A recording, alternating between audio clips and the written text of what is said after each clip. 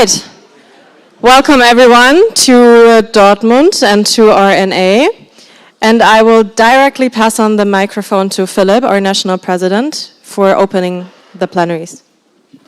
Thank you so much, Chiara. Good morning, everyone. I hope you're doing great. Yes, I'm Philip. I'm your national president. And for many of you, it might be the first NA, for some of you, the second, or for maybe some of you, the X NA. But for many of us, so from the national board and the national coordinators, it's our first NA in our roles as volunteers of the national level.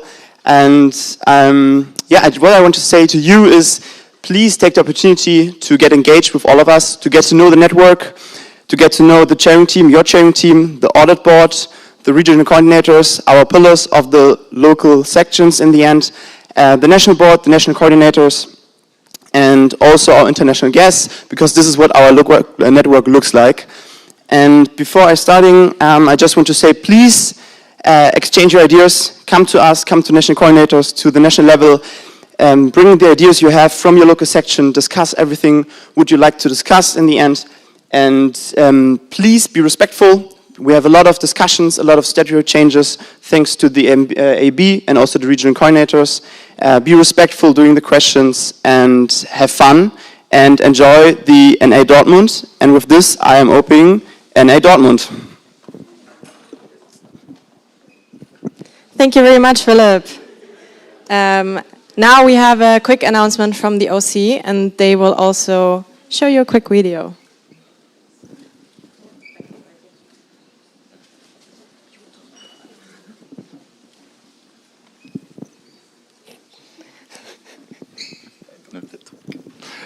Yeah. Also, welcome to Dortmund, everybody. We as OC are very happy that you all made it here. So, and we hope that we will have a nice NA together. And also, of course, we will show you now a video of the city of Dortmund. Sorry, before the video, we have also a small gift for your mascots.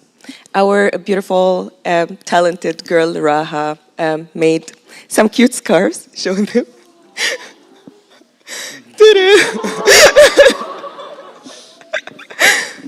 Hello, my name is Raha, and you don't know me. I don't know any of you, even though I was in ESM for so long, and I know a lot of your names, but no faces to put on them. Just a quick announcement from my side. People from Tumi, this one is for you. I don't see you. Oh, I see you. This one is for you. And for Martin specifically. This is for all your mascots. Leave Dortmund with a good memory. Made with love from me and Walter. Thank you. Okay. Thank you so much. Have fun. Yeah. And now a video from the city of Dortmund, then, since they were so nice to also sponsor this event.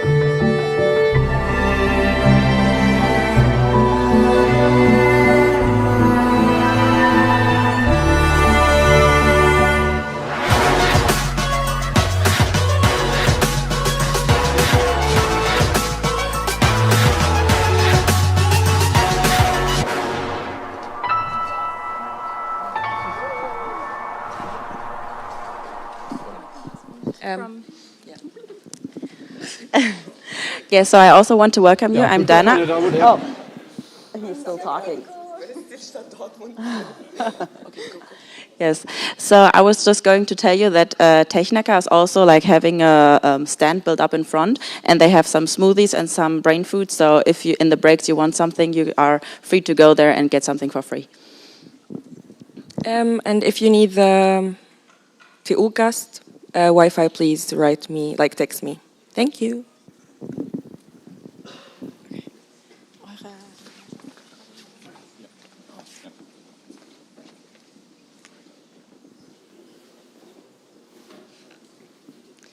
Thank you very much to the OC. This is the video slide. That's fine. Then I would ask the coordinator of the international office to also say a few words.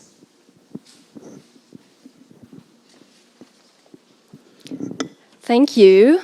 And thank you for having me here. So I have prepared some more formal words to ensure that I mention everything and don't forget something. So I'm very happy. Good morning and welcome at TU Dortmund University. My name is Miriam Grote-Krea and I'm working at TU Dortmund University's international office. And I'm responsible for the incoming exchange, so for Erasmus, also overseas, internships, and short-term programs. So I'm working a lot with the international exchange students and also very closely with ESN Dortmund for the Welcome Week, for example. And good morning, and on behalf of TU Dortmund University's International Office, it's my pleasure to welcome you today at TU Dortmund University's campus, and in Dortmund also, of course, and I hope you have a great time here. So, we are very pleased that this event takes place here on our campus at TU Dortmund University, and that we have so many dedicated individuals who are passionate about supporting international student exchange. And especially given that ESN Dortmund already offered many events for our exchange students, because they already arrive here in September for a 4-week German language course. And you guys had a lot of work already with all the welcome events. And so I think it's especially great that you are hosting this, this event at the beginning of October. And as part of the assembly will also take place in our international meeting center, so I think you will be there during the break and during this evening. You will also get to know quite special place at our university that focuses on international events, and also in the international meeting center we welcome our exchange students in the various programs. In addition, in times like these, when the world is facing more and more political tensions and growing polarization, we think that, and I'm sure you as well, that international exchange is more important than ever. And as an international office, we believe strongly in the value of international student exchange. And it is, of course, about academic learning, but as you all know, it is about also building bridges between cultures, developing new perspectives, and creating long-life friendships. But we are also aware, and maybe you have recognized this as well, that the exchange students, as part of their generation, today seem to struggle more than in past decades. Although we are able to offer special services, as I mentioned, we have this, for example, this 4-week German language course for the students to ensure that they settle in here well. We offer an accommodation service in Dortmund, which is also quite special, so that all students who would like to, all exchange students, can register for housing on campus. We are also supporting them, for example, with arranging administrative appointments for them with the different bureaucratic offices. But still, as we see, so I would also be happy to discuss that after this welcome, if you would like to. Many seem less independent than before. We also see that mental illness becomes more and more an issue, and also social interaction can become challenging as a consequence still of the pandemic and or the media applications surrounding us. So it is therefore more important than ever, I would say, that in addition to the academic support exchange students receive by the faculties and the administrative support we offer from the international offices, that students also have the support of an exchange with their peer groups, so with you. And this is, of course, where ESN plays a key role. The work you do, from organizing events, offering guidance, to simply being there for someone who needs help in everyday life, makes a real difference. We know that. You help create a welcoming, inclusive environment that allows students to grow personally and academically. I hope that ESN sections present here today have good connections with their international offices as well, and because we complement each other, I think, wonderfully, and thereby enrich the exchange students' experience. And at the same time, you can also gain a lot of experience in areas such as, event organization and public relations and so on. So we deeply appreciate your commitment, your energy and your passion, and you are not only supporting internationalization, you are living it. I wish you a productive, inspiring assembly, fruitful discussions, and of course some unforgettable moments together. So welcome again on TU Dortmund University's campus, and thank you for everything you do for our exchange students and the exchange students in Germany and of course also in Europe, your colleagues. So thank you for having me. Have a great time. Thank you very much for that wonderful speech. Saw that already? Okay. As you might know, there will also be votings at this agenda, therefore we have the vote delegates. And the audit board, or especially Olli, will now explain how it works. Hello everybody, again, welcome to Dortmund from me now as audit board, and I will tell you a bit now how you will be able to vote. So since most of you already made it on time here to pick up their vote delegations, there are some basic things that you need to know. First of all, since this is an official assembly of our association, we need to have a quorum to be beschlussfähig, how it's called in German, and for that in our statutes is listed that at least half of the members, and this means half of the sections, needs to be present. And since we are right now 46 sections, we need at least 23 sections present here, and that was achieved already, but we will check it later again.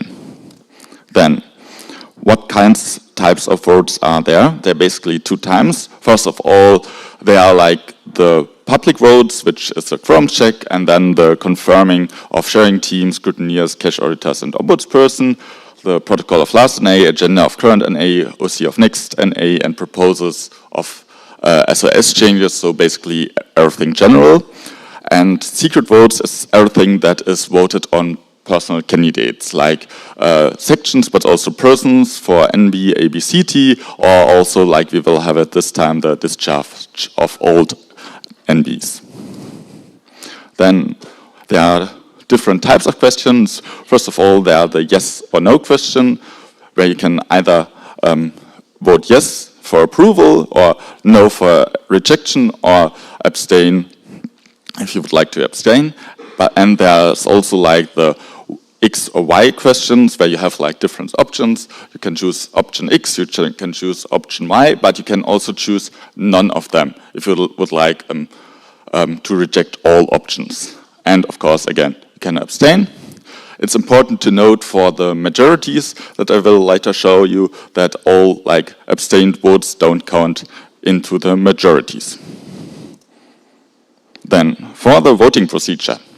If we have physical votings, you already got your voting devices for that.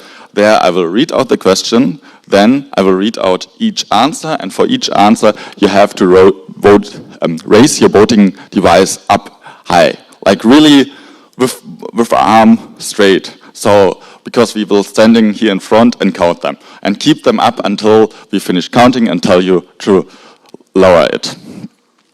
Then exactly we will have the voting results directly present.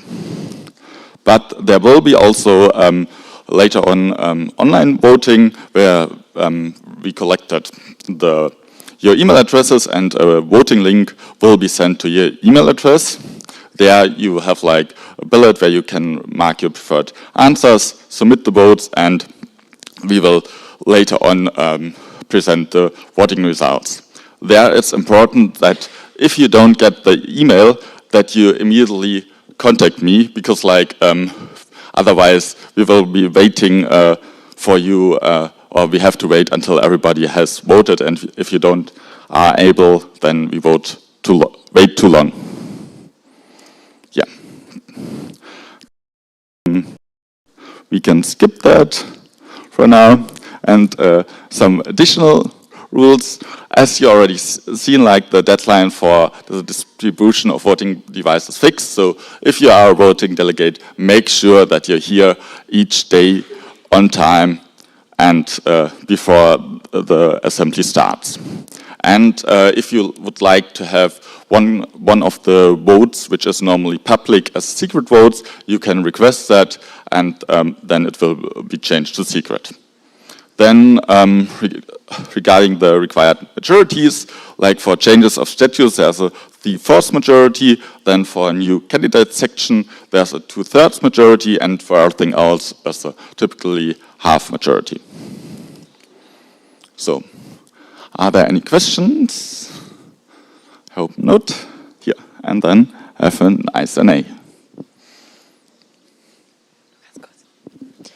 I just quickly wanted to mention, because there were a lot of abbreviations so far already, that I included an extra tab in the agenda with all the abbreviations. So if you don't know what something means, you can look it up. And if you still have any questions about anything, you can ask us in the breaks. Yeah, exactly. So then we will come to the quorum check, and I would like to ask my two lovely audit board members to do that with me. And here we have the nice question: when was the last NA/NP in Dortmund? Was it 2013, 2015, 2017, or is it a trick question and there was never one in Dortmund? So, who thinks that this was 2013? Please raise your voting device now. Please raise it really like, because otherwise we can't really distinguish. So, 4. 4? You can lower it. Thank you. Then who says 2015? Please raise your voting device now. Potsdam. What? Yeah. Thank you.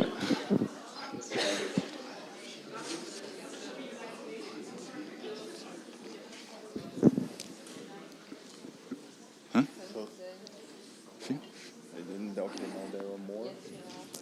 Can you please keep it up and really keep it up until we count it? Sorry.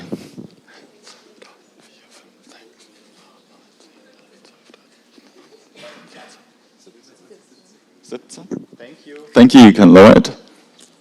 And who says 2017?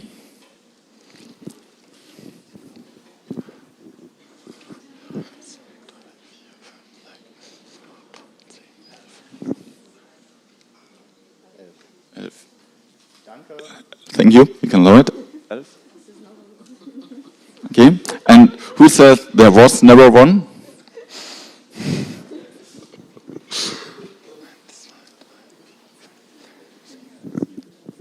Sieben. Thank you. You can lower it. Does it add up to 39?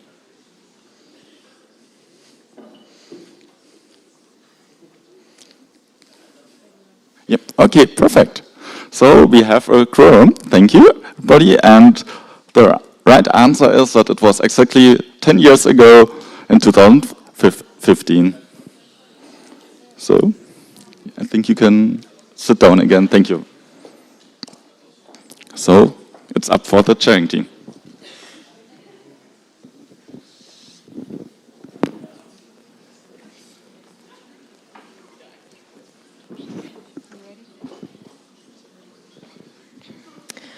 Okay, now finally we get to introduce ourselves as well.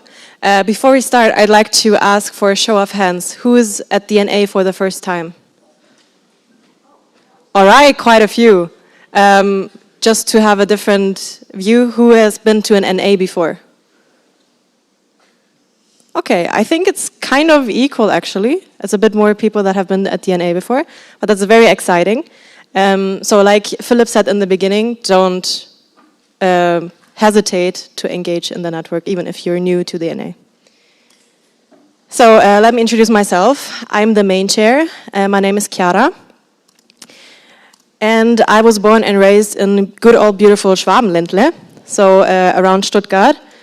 And I'm actually Italian and German, so I have both nationalities. I'm a dance teacher, a paramedic, and also kind of a student. I study European cultural history and English and American studies, if I find the time for it, of course. And I did my Erasmus in Göteborg in Sweden in 22-23, so quite some time ago now. I have been part of ESN since 2020, so it's been 5 years now, which is crazy, and I'm still here. I'm active in ESN Augsburg, so ESN Augsburg is my local section, and ESN Göteborg also. And I'm your permanent main chair, which means I got elected. You don't have to vote for me. I'm here if you like it or not, I'm sorry. I hope you do like it. I can change it. Then I would ask my lovely vice chair to present herself. Oh, sorry, I have a fun fact, I forgot. But I already mentioned it. I can't seem to quit ESN. Every time I think my time has ended, there's another thing that opens up, and I'm just there. Oh, sorry. Okay. I'm sorry. Okay, that was my fault. Who has been there at the last NA knows that we voted for a vice chair. Okay, so you know. And the vice chair that we voted on is Marco. But there has been a short distribution of tasks, let's put it like that. Our technical chair, unfortunately, can't join. So the person that you voted as a permanent technical chair, which means Marco kindly stepped in and is now the technical chair for this NA. Therefore, you will need to vote for him again, and he will introduce himself. Okay, well, okay. Since we love to change the task. Okay, where am I? I'm Marco, I'm from Italy, from Bergamo actually, born and raised, and then it's not common. And I have done my Erasmus in 2019 in Antwerp, in Belgium. I am a software and AI engineer, so I have the technical skills, so you will not have problem. I have a startup. And then I'm in ESN since 2021, so I'm younger than you, Chiara, in ESN. I'm the technical chair for EGM, so also from last year and also in next year. So probably you will see me in EGM. And yes, I will be your technical chair for this NA if you will vote me. If not, we will not have the streaming. So it's up to you. And actually, as Chiara, I have this problem with ESN. I mean, I always say this is my last year, and never true. So, oh yes. It's always my last year, so yeah. Thank you.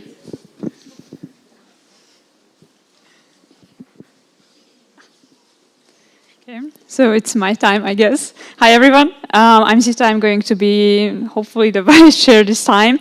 I'm very, very happy to be here, and I want to introduce myself. So, a little bit background information. I was born and raised in Hungary, and I currently live in Hungary as well.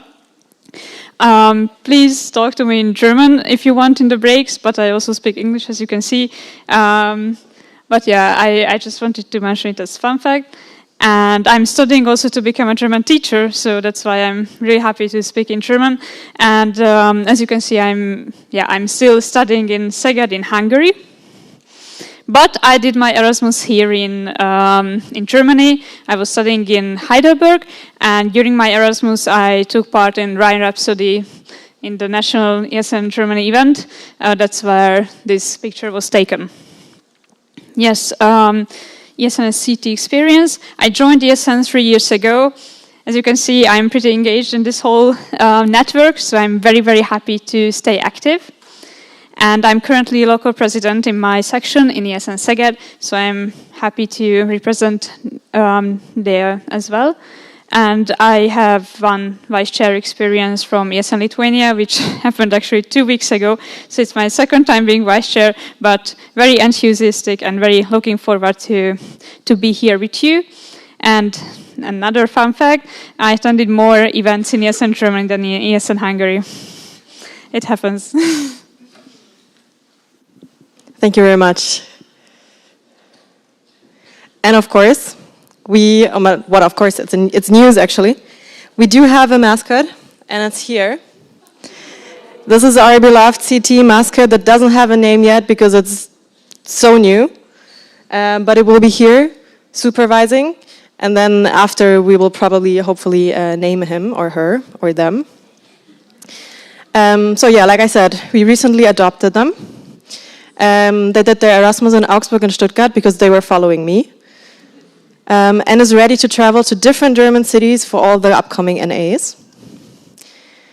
And I got him or them in August, and it's a certified emotional support plushie already.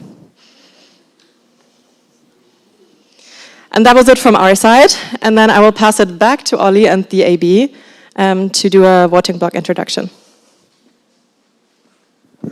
Thank you, everybody. We will now get to the first voting block. For that, we will also need volunteers later on for the scrutineers and the cash auditors. So if you can have a minute while I read the other questions to think about it, but maybe already prepare for that. So, since first of all, we will vote on the sharing team for those who are like new for this NA, so we'll have the question for the Vice Chair with Sita. Wählt ihr Sita als Vice Chair der Versammlungsleitung für diese Mitgliederversammlung? Do you elect Sita as Vice Chair of the sharing team for this National Assembly? Then you have yes, no, abstain. Then the same is for Marco, since he originally was scheduled as Vice Chair, now he's technical chair, so we also have to vote on him. So do you elect Marco from ESN Bergamo as technical chair of the sharing team for this National Assembly? Then we already come to the scrutineers. There we need 2 volunteers who are not vote delegations, who are here on all 3 days, who can stand with me in front and count votes. Who would be willing to do that? Please raise your hand and please come to the front, if possible. We have to write down your names.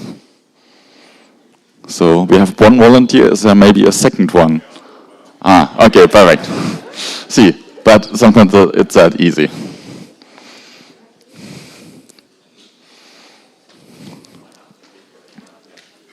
So please go there. Yeah. So they can write down your names. So, yeah. So you have to tell her your name. So the question will be, do you elect Dusan from ESN Halle and Christian from ESN Kiel as scrutineer for this National Assembly? Again, with yes, no, and abstain. Then you will be asked if you approve the minutes of our previous NA. Do you approve the minutes of the NA Munich from May 2025? Then you also need to vote on the agenda. Do you approve the agenda of this National Assembly? And then we have 3 ombudspersons. Would they mind to come to the front to get to show them so everybody knows who they are? And maybe talk a bit.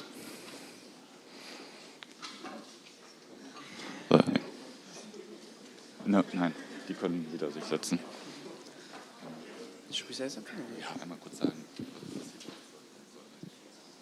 Yeah. So as ombudsperson, we're here for you in the end. If there's something happened, so first of all, you all agreed by coming to this NA, to the code of conduct, and if something happens which is not okay with the code of conduct or goes against the code of conduct, please come to one of us. So Luisa from the alumni, Jule from the NB, or me from the NB. If you don't feel comfortable to contact one of us, you can actually also go to one of the other members of our statute bodies, so either the AB or somebody else from the national board, because, yeah. Yes, do you want to add something? Happy to be here. Happy to be here. Thank you. So, yeah, you can sit down again. So, you saw them and you will also vote on them. Do you elect Jule from the NB, Luisa from Alumni, Philip from NB as ombudsperson for this National Assembly? And then there's a cash audit. Maybe you want to introduce that. Yes, so on the topic of cash audit, which is the last thing you will vote upon right in a second, there is a difference to how we always did it before. You might remember that ones of you who have attended previous NAs, that cash auditors were elected and spent half of a day of the NA looking at invoices and bank transactions. But since this idea was introduced, we have digitalized the way we do accounting and take care of our finances, which allows us to actually take care of this in between NAs. So we need 2 volunteers of you to be able to carry out the cash audit, but that commitment no longer means spending half of one of the days during the weekend with me in a small room. It means a meeting with me in an online meeting before the next NA. It also doesn't mean you have to come to the next NA. So I need 2 volunteers that would look with me at bank transactions and accounting and just compare. I swear it's very easy, but we need people from outside of the statutory organs of ESN, Deutschland e.V. for this. So do we have 2 volunteers that would like to take an evening? Yes, thank you. Can you come to the front, please? And another person, please.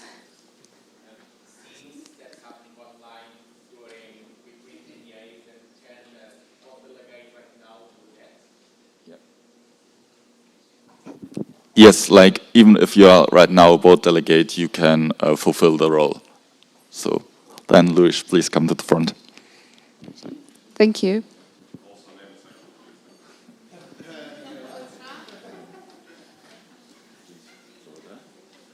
Please tell your names. That's it, right? Yeah. No, here. Yeah, please. So it's...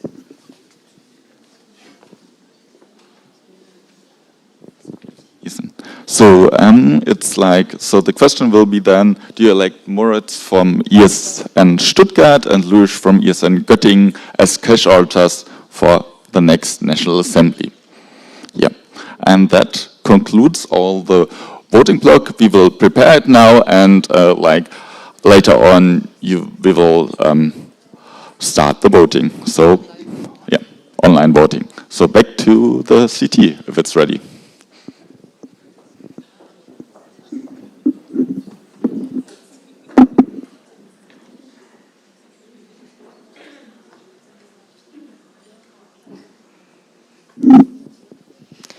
Okay, let's come to the rules of the game. Rules of the game means I'm just going to tell you how everything works and hopefully answer some questions you might still have. So the first thing that I want to talk about is respect and inclusivity. That's really, really important to all of us. So not only to me, but for the whole national level. And I think it goes without saying, but I like to mention it over and over again. Please be respectful and kind towards each other in any situation. Obviously at this NA, but also outside of this NA, I would hope so. And also at the Q&As. Remember that we are all volunteers. You are volunteers and we are volunteers. We do everything on our free time. We put a lot of work and effort into this work and make sure that it's appreciated. And then, of course, be of good behavior. You're here at the National Assembly, which means you are a representative of your section. And that means that you should be on good behavior for your section. And I just want to put it out as a disclaimer. I don't think it will come to that point, and I'm hoping it doesn't. But if you are interrupting other members or participants at this NA, I will ask you to leave the plenary room. Just so you heard it, it's the worst case scenario. We don't think and hope it happens. Please remember to speak English. Not everyone here knows German, and we want to include everyone. Please also use inclusive language. That means be considerate with people's pronouns. Don't assume, use they or them if you don't know. And also use other gender-neutral generalizations like people, folks, and stuff like that. Then Philip mentioned it before with the, as an ombudsperson and all the ombudsperson, there's a code of conduct. I hope you know it. Being here at the SNA means that you agree to our code of conduct, to the ESN Germany one. If you don't know what it is about and you want to look it up, you can find it on the ESN Germany website. And it's also linked in the abbreviations sheet in the agenda under COC as the abbreviation for code of conduct. So take a look if you don't know what it's about. In case you experience or also witness, this is really important, anything that is a violation to the code of conduct, please contact the ombudspersons or also any other person that you feel comfortable with in the NB or the CT. Like I said, it doesn't have to be an experience for you. You can also be a witness to report it. Then you might have already seen them. We do have gestures in ESN, and they're really, really important. And everyone that's here for the first time was probably wondering after the opening of DNA why no one applauded or knocked on the tables. That's just what we do. We have a gesture for expressing appreciation. Can I see it again? I think you know it already. Yes. We also have a gesture to ask for silence. So this is the appreciation one.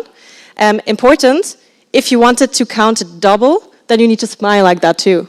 Okay? This is just appreciation. But this is really appreciation. Yeah? Remember that. Do the people that have been at the NAs before know how we ask for silence? Yes. We raise our hands, and if you see someone, and especially me, raising my hands, please join me and help me so that we can start with the plenaries again.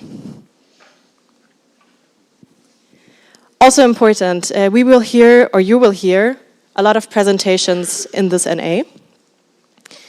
And this goes to everyone that has a presentation scheduled. Please check the agenda and get yourself ready for your presentation. I'm not going to check in with every one of you and ask, are you ready to be next? Are you ready to be next? So just check the agenda. Make sure to stay in your time limit. There is a time allotted for your presentation. And the NB that's sitting in the front here will indicate a sign. They will basically mirror my signs. And I will do this if you have 2 minutes left for your presentation, and do this if you have 1 minute left. Okay? The NB that's sitting right in front of you, you will see them. They will mirror it back to you when you're presenting. After that, I will need to cut you off. So please try to stay within the time limit. Yes. You might be asked to change the time or day of your presentation, but that will only happen, that will only happen in case we need to move agenda points around. So if we're really early on one day or really late on another thing, we might want to change things around to make it easier and nicer for every participant in this NA. We don't want to sit here until 8 a.m. or something like this. So yeah, that might be the case, but you will be asked in case that happens. And then this is for everyone, not only the people that do or hold the presentations. Please be on time and try not to enter or leave the room during the presentations. For a person that may be presenting their candidacy or another important topic, it is really disturbing if people stand up, talk, walk around. So I would really like to ask you to stay seated during the presentation. Obviously, you're free to leave whenever you want. No one is holding you hostage, so don't worry. But don't do it in between the presentations. You can follow the agenda. I'm always updating the live time, so you will see when we finished an agenda point, so you can double check. If for some reason, maybe I'm late with updating the time, you enter the room and there's a presentation going on, and you're sitting in the second row, take a seat in the back, or stay there, wait until the presentation is finished, and then you can come to the front. Does that make sense to all of you?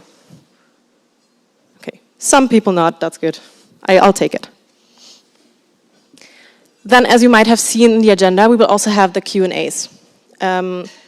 After important presentations, there will be Q&As, which means that you have the opportunity to ask your questions. If you want to speak, you can, or ask your question, and you will be added to the speakers list, and for that we'll use the GA app. Don't worry, I'll talk about this in a second. When you speak or write down your question, you always need to state your name and section. Also in the GA app when you type and when speaking. And the people that have been in Munich, they know already, I created a wonderful sign to remind you to don't forget your name and sections, because we need it for the minutes. If you don't write down your name and section when you ask a question in the GA app, I will skip it, because we won't allow anonymous questions. Again, please be serious, respectful, and kind when asking questions. Like I said, we're all volunteers. You know the drill. And I think that goes without saying, that any insults or form of disrespectfulness will not be tolerated, and I will skip questions that have something to do with this or cut you off. Also, this is not too valid for this NA, because we only have, I think, one question that has been asked before. But there was the opportunity to ask questions in the GA app already before the NA, so you can feel free to check in with that.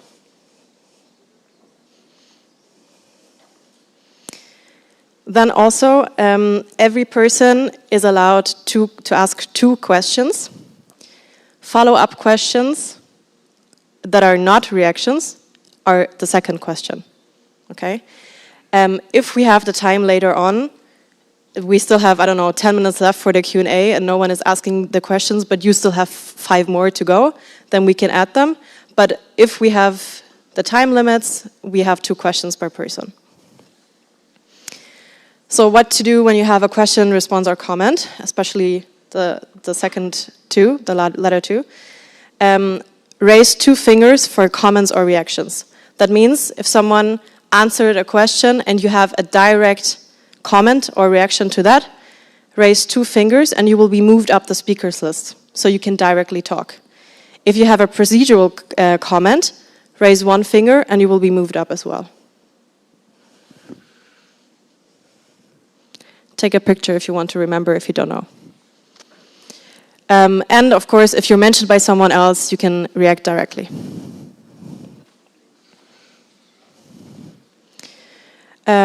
I have wonderful helpers of the NB and AB that will walk around with the microphones for you to read your questions. So please wait for the microphone. We need it for the live stream, that people that are watching from home can also follow and don't get only the answers, but also the questions. Then very important, this is for all the Q&As. You will have 30 seconds to ask your questions. This might seem a bit strange that I put a time limit on asking questions, but the thing is I want to prevent people having a monologue explaining the question before asking the question. And I don't want to come off as too strict, but I also don't want all of us sitting here for a very, very long time, because we all want to enjoy the social program in the evening too. So 30 seconds to ask your questions, and to answer you have 90 seconds. I will cut you off after the 90 seconds. If we're, so that is if we're in time. If we go over the allotted time for the Q&A, I will cut the answer time in half again, and you have 45 seconds to answer. Now, the before mentioned GA app. If you haven't already, you need to register on the ESN Galaxy page and create an account. I do hope that most of you have it. If you have a role in your section, you should have a Galaxy account. Make sure that the section has assigned you with the correct role. And then you can use the same credentials to log into the GA app to ask the questions. For every Q&A, we will have QR codes that you can scan, so you don't have to download anything or whatever. You can just scan the QR codes when we come to the Q&A, and then you can ask the questions directly on your phones. And then, remember, be kind. I hope everything is clear for the rules of the game. Okay, some nods. I'll take it again. Thank you very much. And we will already start with the voting block of the day.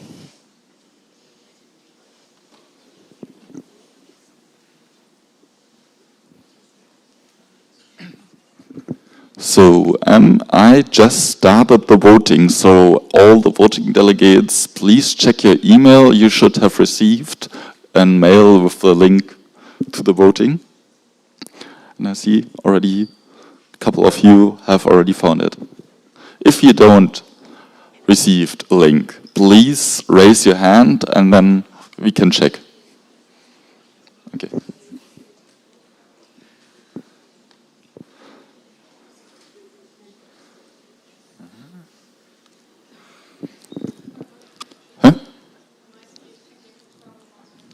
Okay, can you come to the front, please? Then we can find a solution.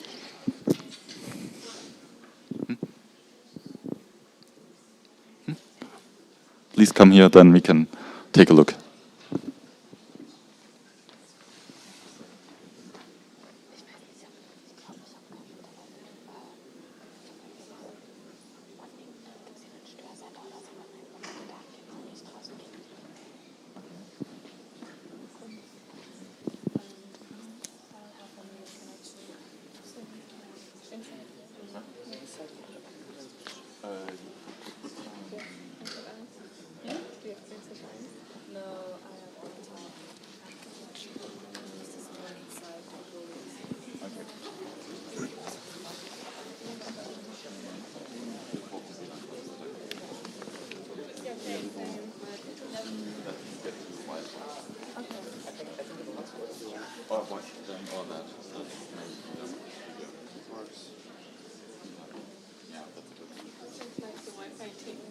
But you need an account for the guest account. Okay, so you can check for iPhone 1 to 3. And then it's from 1 to 9, and then 11. I can connect. iPhone 1 to 3? Yeah, and then 1 to 9, 11? Yeah, 1 to 9. It just... Oh, sorry, no, a 1 from 1 to 9. Ah. And then 11. Okay, got it.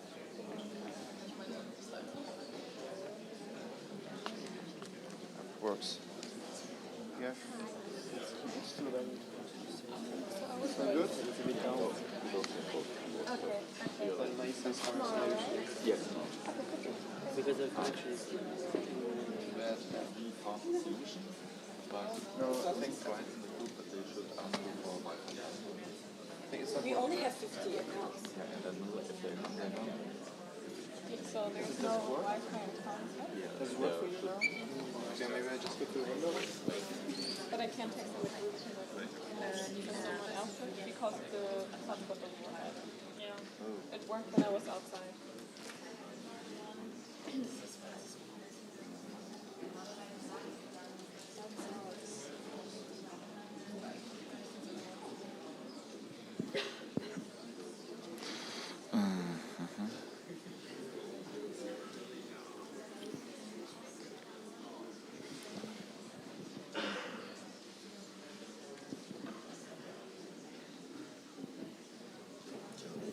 Yeah, sorry, it's not working.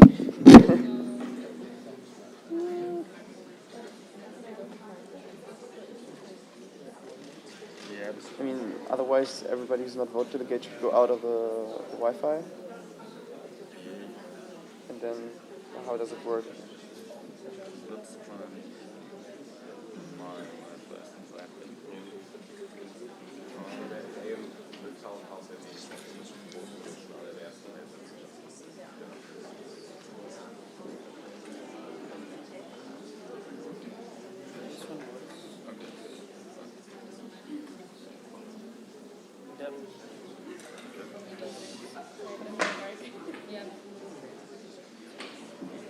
So I've received 2 emails, I should Yeah, both. Okay. No, it didn't work. No. Does it work now? Mm-mm. Can you just try to connect to my hotspot again? So because there is like LTE, so maybe it's.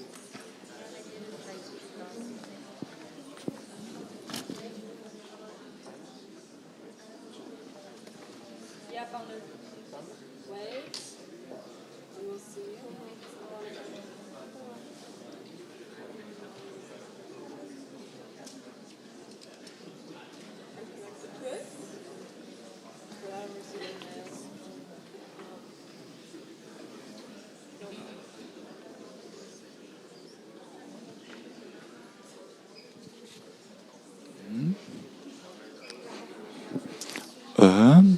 Is in Düsseldorf. Norm.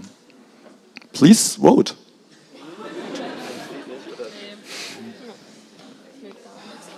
Okay, sorry. Studio nicht mehr. Deswegen habt ihr kein In-Room. Ich habe kein In-Room auf dem Handy installiert. Das geht halt nicht. Ich kann ihm meinen Laptop. Kannst du noch mal meins probieren? Ja. Ich weiß nicht, ob das dann besser ist. Warte, ich probiere nochmal Olli. Olli Lolli.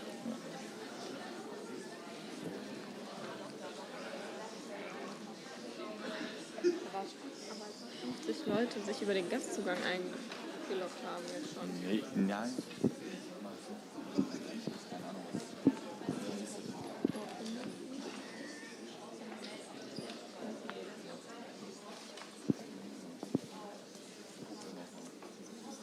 Also ich schätze, muss LTE, keine Ahnung.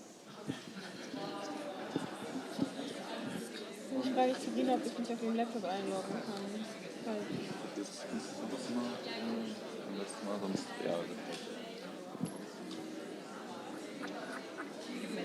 Ja. Ah, guck mal. Duolingo. So. Direkt. Ja, genau. Ich Okay, danke. Warte, aber habe ich die E-Mail auch? da kommen auf jeden Fall E-Mails. So. Gut. Perfekt. So.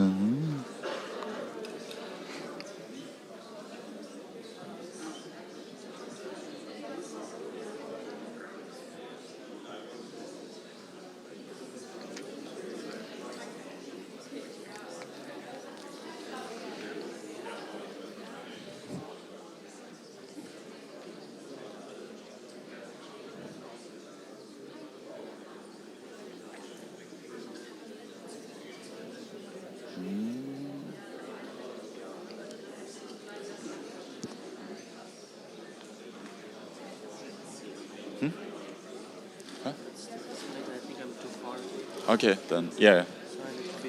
Okay, yeah, then, if that helps.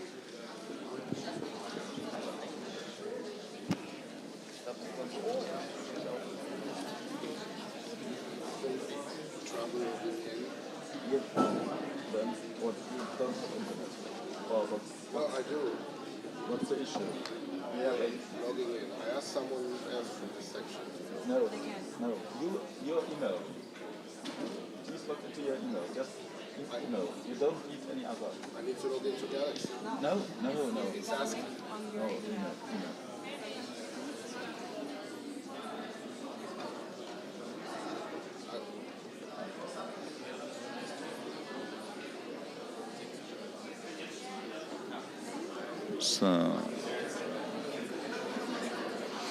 So,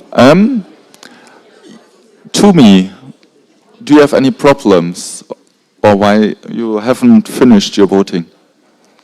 So please do so. And also, yes, in Bochum, please finish your voting or submit your voting. Okay, thank you.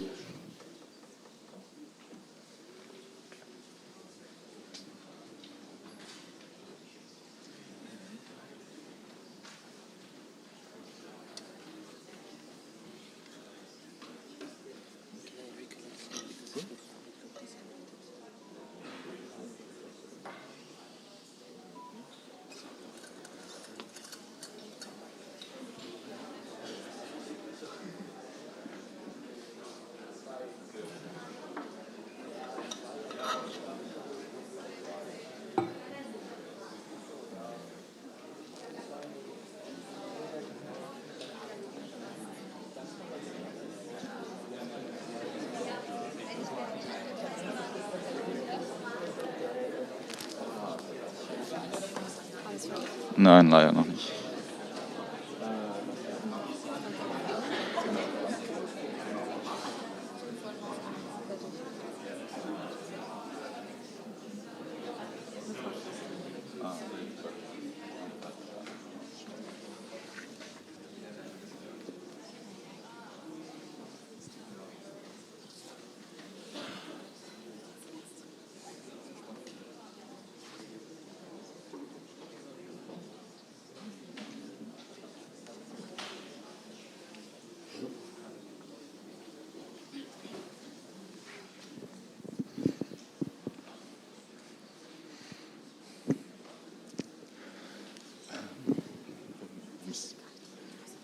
Ja, genau. Ich warte noch kurz. Oder? Ich hab's noch nicht. Soll ich schon alles motivieren? Ja, genau, kannst du schon. Was ist Voting Friday hier? Nee, das ist Draft. Oder Draft? Ja, das hat sich, ja genau, drauf. Ja, drauf. Ja, warte.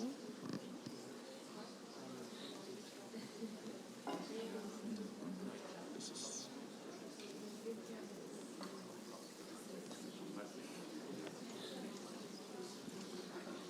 Ja, da war er.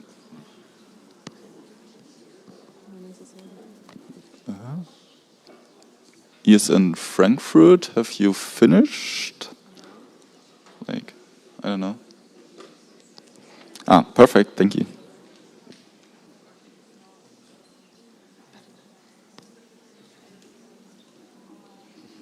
Yeah, then there should be. Das ist ein Draft.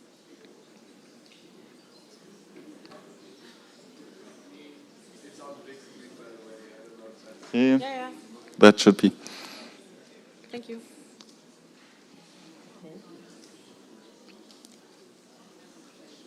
Okay. Then can I just quickly connect? Ich glaube, wir machen die ganzen Settings weg, wenn ich das connecte. Ich glaube, wir machen die ganzen Settings weg. Marco.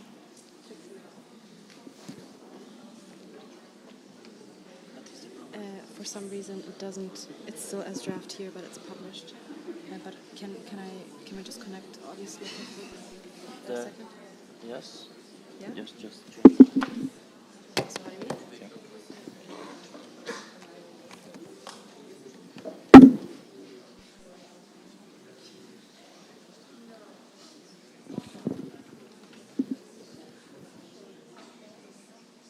Yeah, that looks good. Yeah.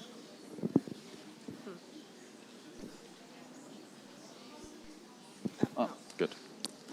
So, sorry for the technical difficulties. So here are the results. So, yeah, 100% of you voted for Sita as vice chair. Congratulations. Also, Marco as technical chair got approved. Then Dusan and Christian are scrutineers. Thank you again for signing up for that. And you approved the minutes from our last NA. You approved the agenda from this NA. You approved our nice ombuds people. And also the cash auditors are also approved. Also, thank you for that. So we can continue.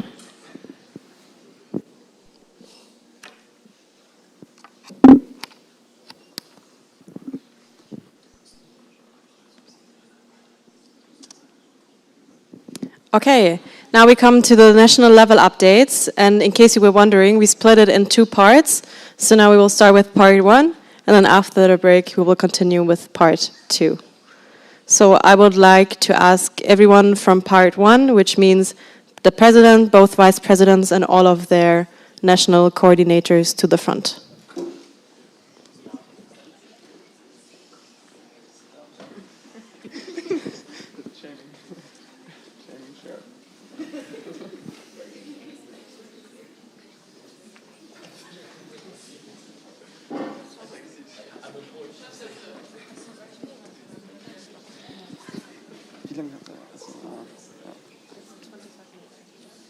Okay. Yeah. Hello. We're coming to our first part from the national level update. You can see over there the national board, and you can see here already some national. No, this is just a summary. So if you would actually like to know what we're doing, what are our projects, please take a look into the national level updates. They were sent out every month in the beginning of the month, where every member of the national level put down what they have done, what they have achieved over the last month. So I really would like to encourage you to take this also as something where you get knowledge about the network. And with this, I will start with my last portfolio, legal administration. So I'm right now in contact with a notary to order to sign, or officially put in the new NB into our statutes and to the local court. Thanks to Jule and Chiara for also creating 2 of 3 of the official protocols from the last NAs. And it's really important because then we also have to give them our new statutes changes. Additional tasks, I just put them down. I had 3 lovely calls with sections. I had kind of like an years in history calls with previous presidents, which I really enjoyed. And I'm helping from time to time for spring break. Come to my next portfolio, representation towards international. The idea is that Clara and me are kind of the bridge between you and the international level. So if you have any topics you'd like to discuss, please reach out to us. We can bring it up to the national level calls or to the national president's call. As you can see, for example, me, I brought up the Erasmus Plus traineeship because it was requested from one of you local presidents. I also had the section consultation for the Extraordinary General Assembly, which I attended, also with Svenja. Yes, I make sure that basically we fulfill everything for ESA International because we are also part of this association. As you have duties, we also have duties. It's really important because otherwise we will lose our voting rights. We don't want to have this again. And I was an interim web delegation and passed to Clara. Next one, organization of the national level. I kind of implemented a monthly meeting with the main auditor, which I think is really useful. I hope Odi agrees on this, to kind of understand what we are working on in different bodies. Then I managed with Ollie together some of the COC reports and also joined the working group on this. And last but not least, we implemented in the national board a rotating system to facilitate our national board meetings. You can see how we structure now our agenda to understand, okay, what is really important. If you would like to have this also for your local section, feel free to reach out to us. Coming to the next one, external representation and institutional partners. Of course, the DAD, the German Exchange Association, Deutscher Akademischer Austauschdienst, is one of our main partners. So I introduced our new board to them, and we try to have a meeting in person to discuss their future steps, ideas, and our ideas. I am right now preparation for the internationalization conference together with our National Student Union, the FZS, for those who know of you. I supported Eastern Ukraine for a conference, and I also attended the education community calls and joined there with some discussion topics on the alliances and EGM stakeholder invitation. And last but not least, where I went the last 2 or 3 weeks. The first one is the Erasmus Gap training. This was an event at the HU in Berlin. I was really happy that also Charlotte had the chance to join. Charlotte is the local president of ESA in Berlin, and joined in a panel discussion. And what I'm taking out from this event, first, the gap, why students don't go on Erasmus, and also that it's really nice if you have a good cooperation with the university that you got invited to this type of events and can represent the voice of us, of your section of the international students. I joined also a conference on how to basically we can engage better with local communities. I joined the annual Erasmus Plus conference from the DAD. Key learning definitely that the international office, what was mentioned in the opening speech or in the speech from the IRO, that they're really looking forward to cooperate with us. So if you're not cooperating right now with your IRO, your international office, please write them an email on Monday that you would like to meet them. And last but not least, I joined the education community meeting and find something that we really have to do in the local presence community. So I have to inform you about the actually even more, the Erasmus Charter for higher education, because this is a document which you can really use. And I pass over to Luisa. Hi, it's me again. I'm Luisa. I'm part of the liaison office. I'm representing the whole team today. they're away doing other important LO things. And yeah, what has happened since the last NA? First of all, we were growing the team, which is the last point, but should be the first one. Which is really exciting that the team is growing and more people are participating in this important work. And yeah, what else have we done? We've been to the EduCom calls, so the education community calls from ESN International.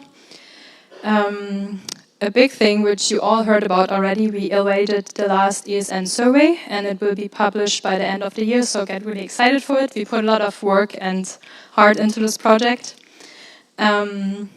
Yeah, Victor and Philip. Victor will join us later, participated in the education community meeting in Brussels and together in the conference Philip just mentioned.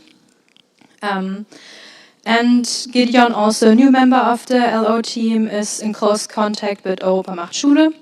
So he established a monthly call with them to grow our connection and to grow the cooperation with them. And Erasmus macht Schule is actually, no, Europa macht Schule, sorry, actually established a new internationalization project. So the plan is to bring it to other countries outside of Germany, which is really a fun project. And if you're interested in that, you can either contact Gideon or the LO team. Yes. There has been a DAAD booklet concerning the topic of inclusion and going abroad. And we were asked to write a statement about this, which is online and you can read up about it. And we're really grateful that the DAAD asked us to also say something about this topic. Yeah, we are also part of the VDSI association, which you will hear more about on Sunday. So stay tuned for that and stay curious for that. Yeah, so I'm actually representative for VDSI and I participated in a lot of calls and participated in their version of the National Assembly. Also, another event of the VDSI is the Day of Student Volunteering, which you will also hear more about on Sunday, but it's a really fun event in Berlin. And everyone really should participate in this. But again, more information on Sunday. Then again, we're working on a strategy to improve our relation or role within European alliances, European University alliances, for those sections who are part of one alliance. And yeah, we're promoting a conference that is actually organized by the University of Greifswald, which will happen in November for... I just lost my thought, sorry. So it's a new alliance which was founded or got money this year. So and what I really like to do is to find students who are already engaged in the alliance and to promote and to get students to spread the information and share information how students can engage in local communities in the alliance. So if you have more questions, feel free to ask us in the break or read the email which the LO sent to you. Thank you, Philip. So you see, we are a great team and we support each other. And lastly, again, one of the major things we have been talking about lately, the new ESN survey, which all of you participated who are able to participate, and you send it to your Erasmus students or international students. So the participation deadline just ended for this new survey, and yeah, now we're working on getting the numbers in and getting all the results in. But in order to broaden our reach, we actually created this massive master sheet, including all international offices of all Germany, from universities and other higher institution organizations. We put a lot of effort in it, but we are able to actually send out the survey to over 500 other institutions. So yeah, and we were actually covered in the monthly newsletter by the DAAD, which is also a really great achievement. And here you can already see some preliminary results from the survey. You can see that Germany appears twice, which is really nice. So we can be all proud of the work we are doing. And yeah, stay tuned what happens next with the new ESN survey.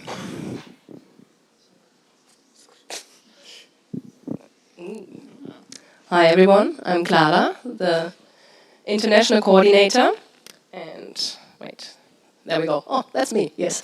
So, I started right away with my tasks on joining my first calls, including the NL level, like the national level calls, the web calls, and of course already few calls with Philip so far. And I also took over the delegation lead for the web from Philip. So, who's going to the web? Great. I'm very excited to see you all next week. If you have any questions, always reach out to me. And besides that, we have, as I already told you, set up the safety and well-being team, also with Chiara. And we started with all the preparation, so you all feel excited and can look forward to the web. But of course, it's not only the web so far what I've done. I also got familiar with all the tasks that are coming up regarding the GA. I familiarized myself, and I also started with planning the reports we are supposed to send as an NO. And beside that, it's not only the web, it's also the DGM that's going to happen, and we also started with the planning. So I've received one or another potential email from accommodations. That could be an option. So the planning is already starting, and we have 7 more months to go. So I'm pretty excited, and let's see. Maybe some of you in Split. That's Jule. Yeah, hi, I'm Jule. I'm the Vice President for Governance. And I'm going to tell you a little bit about what I did in the last few months since July. So with some of your sections, I had individual section calls, also with the support of Benji, the section care coordinator, and also some of the RCs, so thank you for that. I did some regional assessments with the RCs together.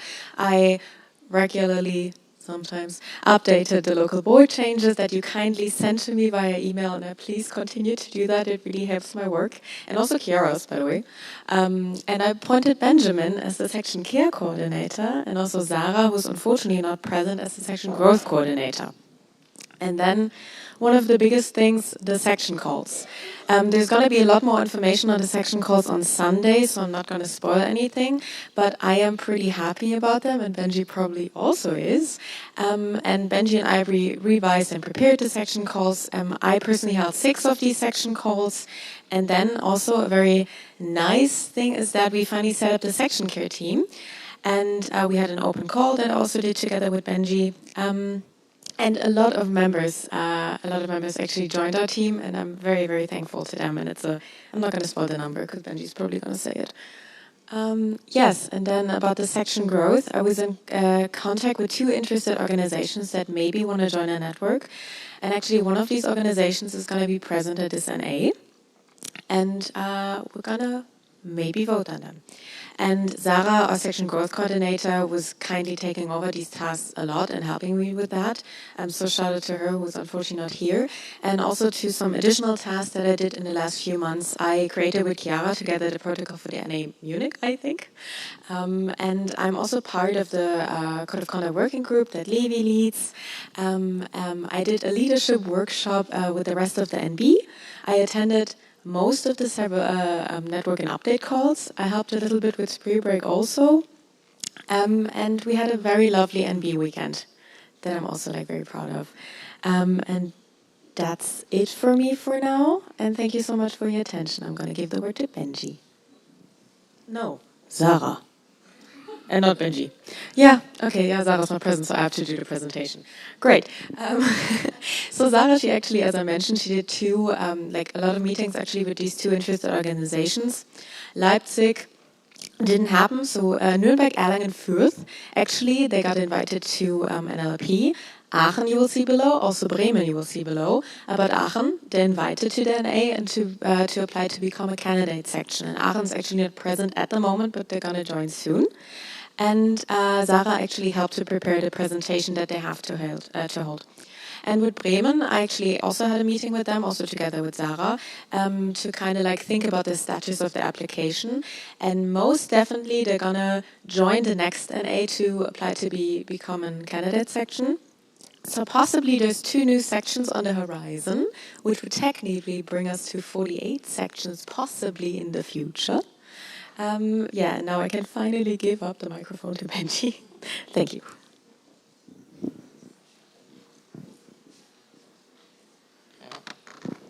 Thank you, Jule. Jule already mentioned part of my work as a section care coordinator.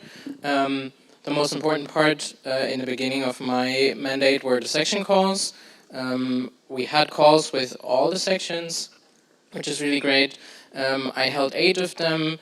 I had calls with some of you, and it was really exciting to get to know some of the sections that I haven't talked to before, and learn from you as well. And I will implement all of the results in the coming year. We started analyzing the results. You will hear more about this on Sunday.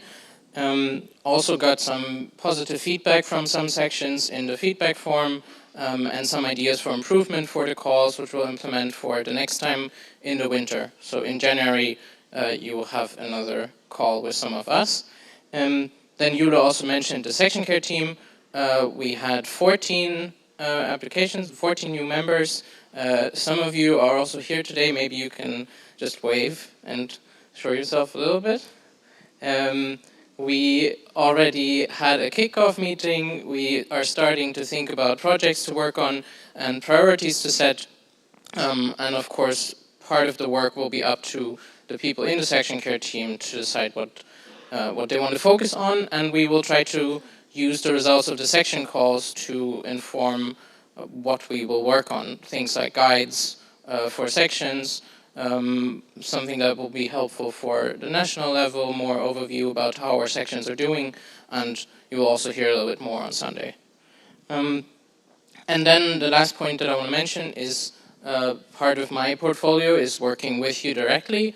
I had some calls with some of you, together with Jule, together with some of our RCs, to support some of the sections with some individual problems, and this is also something that all of you can reach out for. You can text me, you can talk to me in the breaks, or after the NA. You can send an email to me or to Jule to set up a meeting to talk about any kind of problems that you have, and we will always be there to guide you towards someone else if we don't know the answer. Yeah, thank you.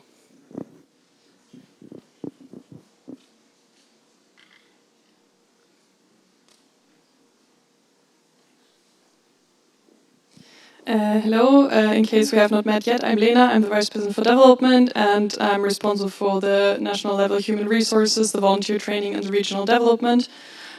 So for the HR of the national level, I developed a well-being strategy together with Chiara, with like different focuses on how we can create more connectivity and also support the national level better. We co-hosted the first national level call and also a national level team building, which was speed training online, which was really fun.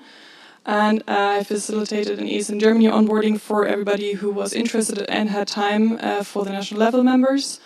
For the volunteer training, together with Sylvie, the training coordinator, I developed the national training strategy, meaning I did a needs assessment based on the section calls, what are the priorities we should focus on for the National Assembly trainings, but also the national training days. So what we will talk about during the NA at the sessions, but also the national training days, are needs you told us. Also, like we focus on the challenges you mentioned, like that we can tackle them together, so you also get the support you need. Yeah, as mentioned, like lots of our time right now from Sylvie and I go to the national training days. They're on the Halloween weekend, so if you have not seen the email yet, please check it out and sign up. And if you have any questions, feel free to talk with Sylvie and me about it. I also facilitated some sessions online, also in person. So also a small reminder, if your section has specific needs that are not tackled yet at the NA or at the national training days, feel free to reach out to Sylvie and the German Pool of Trainer. We're more than happy to help and also facilitate sessions for your sections. And for the regional development, together with the regional coordinators, I'm like creating a really active RC community. We're having calls, we're talking, like we developed a strategy together and how we can improve develop the regions further. We will also have a session about this in the NA. And yeah, we developed a strategy together and other things that are not there on the slide. I also attended the community meeting in Brussels, the training activities community meeting, where my highlight was like a session about OC management, which you might also will learn in the next NA. And this was also a lot of networking and exchange with other NOs, which I really appreciated and was really helpful for me at the beginning of the mandate. And I also was really lucky to support you with the section calls. So shout out to Jule and Benji. And with that, I pass to Chiara, who Chiara, who's also our HR manager, not only main chair. Thank you very much, Lena. Yes, like she said, I'm also the HR manager of the national level. And you heard it already, I developed the well-being strategy for the national level together with Lena. We did some national level team buildings and national level calls. We did some free speed training. We will do an online game night soon. And I prepared the national level call agendas, again, together with Lena. We also did traffic light check-ins for the national level, just to ensure that everyone in the national level is feeling good and can do their work. And it included 5 questions to each national level member, where they could only react with red, yellow, and green, depending on how they feel. Then I'm also there as an HR support for all the national level members. So maybe to all of you again, if you have anything you need or want to talk about, hit me up. I also, how do you say this? I also made bookable kind of chatting hours. So if there are any needs, national level members can just book an appointment in my calendar and then we can have a chat. In general, Lena and I act as an HR team. That's maybe also good to know.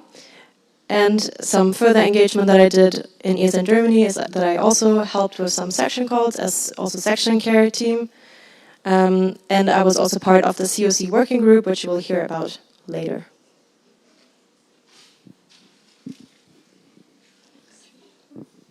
Hi everyone, I'm Sylvie, the National Training Coordinator, and I highlighted the most important projects I had so far.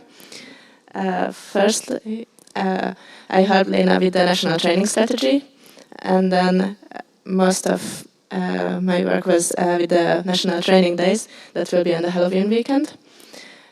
First we started working on grant applications, and then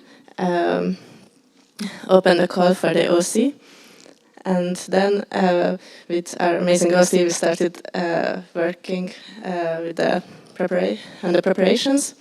And we also had an open call for trainers, which we opened for the whole network to have more diversity at the event. And we will have an international trainer. And then with the content team, we already started working on the workshops. That Lena mentioned, also we did the needs assessment and preparing workshops based on the needs of the sections. And my third project was the German pool of trainers. I created a feedback form for the members, and based on their feedback, I will think of some improvements for the pool. And also we had an open call for members, and some new members joined the pool. We also reopened the call, so now the open call for trainers is still open until Sunday evening. So if any of you still wants to join, you can. And it's not on the slides, but I also attended the community meetings in Brussels for training and activity, which was very useful. And well, Lena and me have a lot of ideas how to improve trainings.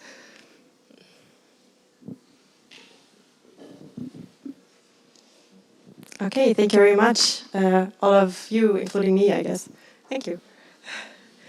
I didn't update this yet. Keep in mind, this was part 1. Part 2 will follow shortly. That means that we will have the Q&A after part 2. So if you have any questions on the first half, write them down so that you don't forget them. We will have a quick break. Be back at 11:25. We will start again at 11:25. And I would also like to ask the reflection group leaders to the front for just 1 second. And the OC also has a quick word. Okay. Hi everyone. So on the ground floor there's a TK. They have smoothies and brain food. So if you want to grab a smoothie, go there. For the coffee, tea, and everything else, it's on the first floor. We have some vegan cake and also brownies. I mean.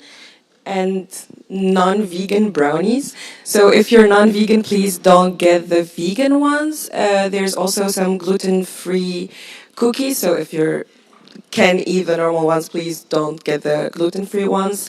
Yeah, there are also some vegetables. So have fun.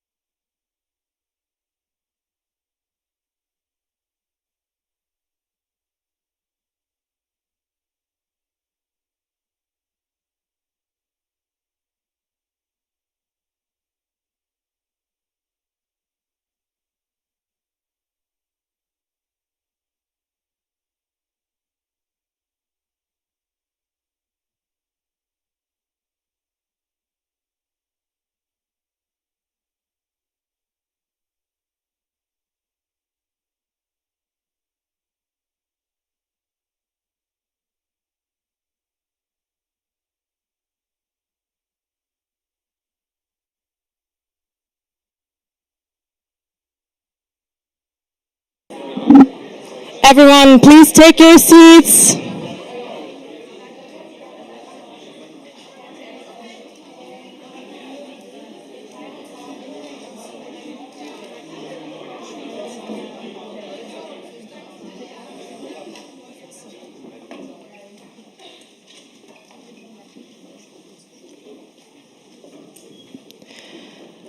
Okay, thank you very much. I would like to remind you again that when I put in the slide, be back at 11:25, it means we start at 11:25 and not coming back into the door at 11:25. Because things like this just postpone all of our day, and I'm trying to get us all through the day in time, that we don't have to sit here for too long. So please, for the next break, make sure that you're back at the time, sitting in your seats and attentive for the ongoing presentations. Okay, let's continue with the national level updates. Part 2. That means treasurer, events manager, communication manager, and all of their national coordinators, please come to the front.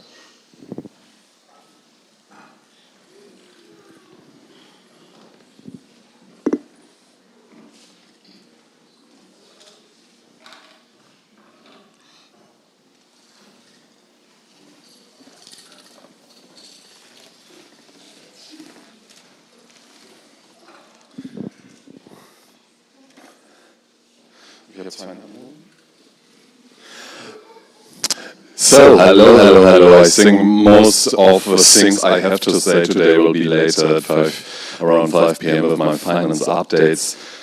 But besides that, in the last few months, as now finally officially voted treasurer, I worked primarily on our bank status and how our pre-tax works, as well with Magnus and Hannah and so on, that we can collect money, organize the events, and so on.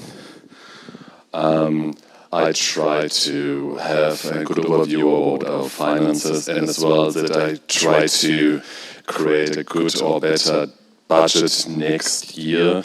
I think after also I realized that many people have never read the budget that I voted on in the last NA, that there has to be a different design the next year. So I'm working with that, and like 2 weeks ago we also appointed a budget coordinator so that we hopefully can work on that.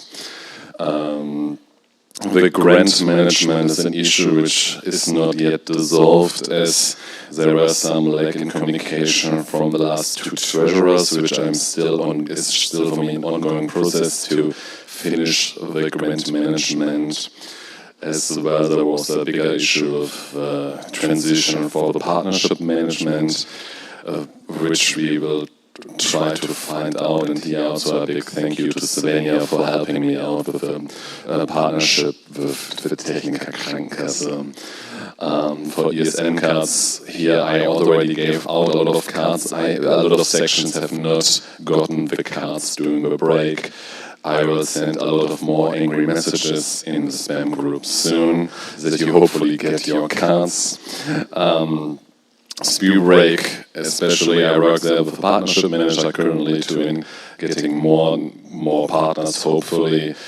And yes, but this is as well some details in the finance updates later. And yeah, if I have too much to say. I already try to talk to different sections about different application processes. I'm active in the BFC community, like the international community, less in the national community. With the ESN card coordinator who's not here right now, she helps me a lot with the process of getting new cards. And one thing outside of being a treasurer, I have been 2 weeks ago together with Gita, the chairing team at the Lithuanian NA, and yes, my stress level has been in the last few weeks quite high, so I just try to work on that. And I think I will also have to give out the updates for Nicole. The new orders for the new cards are open. If you need cards, we will probably deliver it in the end of December, January. it's now your chance to order them. Where current cards can be picked up right now. If you have any questions, contact her directly with her email. There will be soon some announcements for new interesting international partnerships. They have been announced at the last call, and I was quite surprised about this big German company, so look out for that.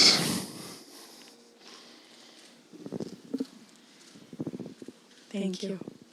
For the ones who don't know me, I'm Svenja, I'm the communication manager, and what I've been doing the past months is quite a lot. I think we all on the national board quite worked hard. So first of all, about social media, I actually did the content planning and posting for September and October together with my amazing DPR team, which has grown quite a lot, which is elected, and we're now 12 members, which is absolutely amazing. I'm super happy about that. I also created new national level profile pictures and also worked during the National Board Weekend on 2 of the National Board Reels that are already online. If you've seen them, check out our Instagram. I also had the kickoff calls and task distribution with my PR team and kind of restructured it a little bit, so we now have a platform that's called ClickUp where we can kind of see who's doing which tasks and what deadlines we have, which is working, I think, quite well. And I also did some content planning for the NA, so we're going to film some reels, we're going to send messages in the WhatsApp group, so if you want to contribute, look out for those messages. Then I also worked on our national board merch, as you can see, and hopefully until the next NA we have the national level merch, which we're going to work on as well. And I'm also developing a concept to have the national merch, not national board merch, sorry for that mistake, ordering process. I know you're all excited for it, and we at the last NA, or no, at the NA in Dresden, we actually showed you the designs, so we will give you an update in the next month how the ordering process will work. And then, as well, as you know, we don't have a partnership manager at the moment, so I help Dirk with the communication, especially with Techniker Krankenkasse. So if you're interested in working with them, please talk to me or also to Dirk. We can tell you more about that. They can always support you in your local sections. And I also did some communication with our partner, Eurosender.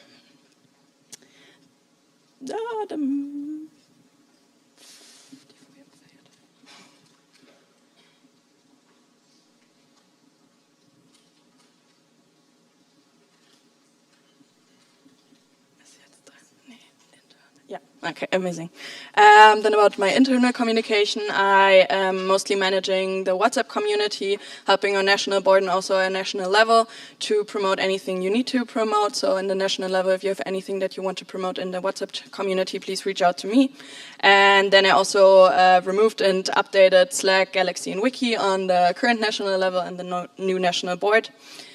And then I also contributed, of course, in the communication community calls from the international level, which was really nice. I met a lot of communication managers from the other UNOs, and I'm hopefully looking forward to meeting them soon in person as well.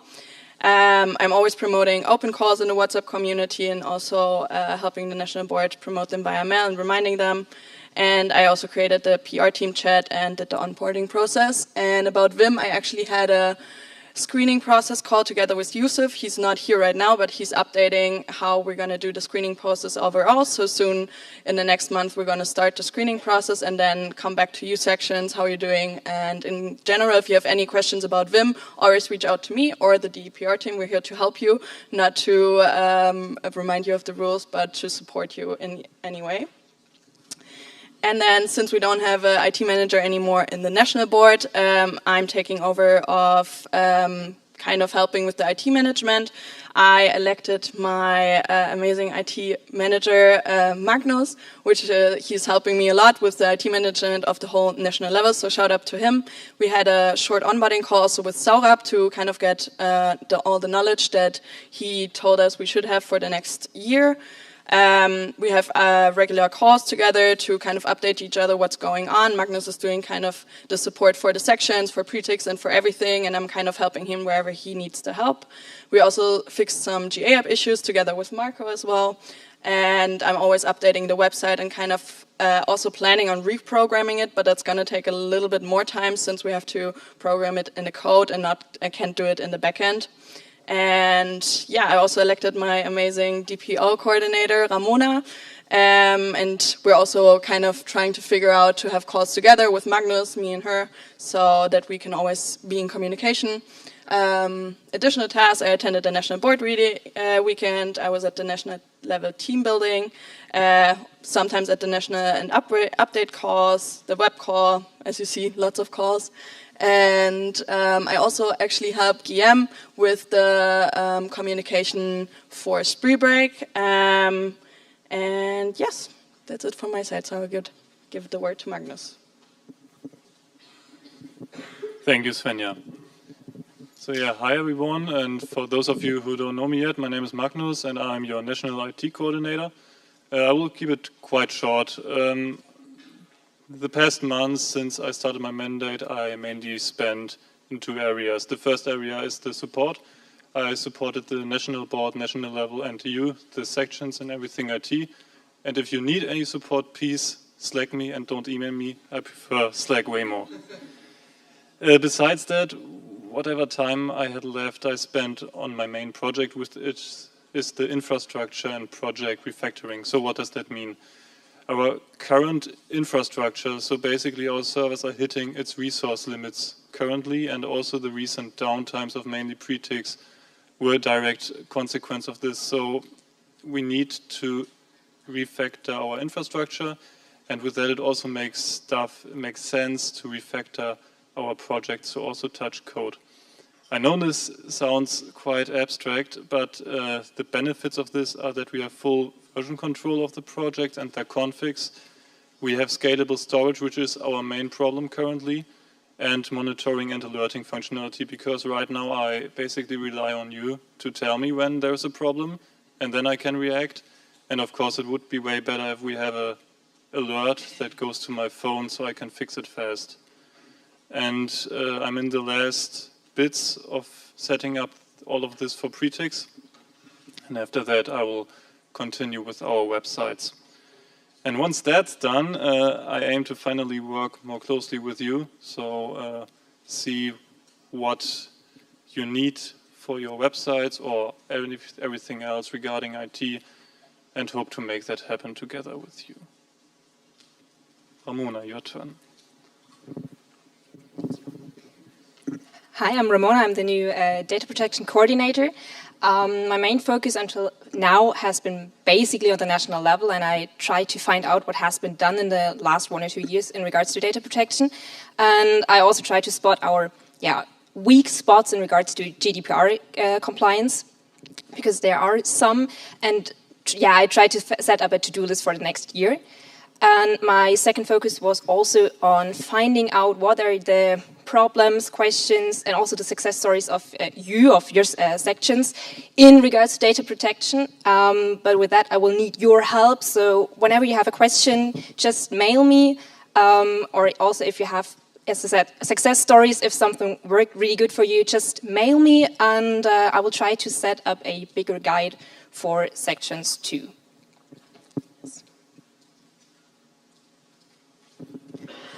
Hi, I'm Patricia. Some of you might know me or hear me. And I'm part of the current PR team. We're now 12 out of 5 from the past, which is like awesome. It means we might have done something good for them to tag along, or something too bad that they needed to join.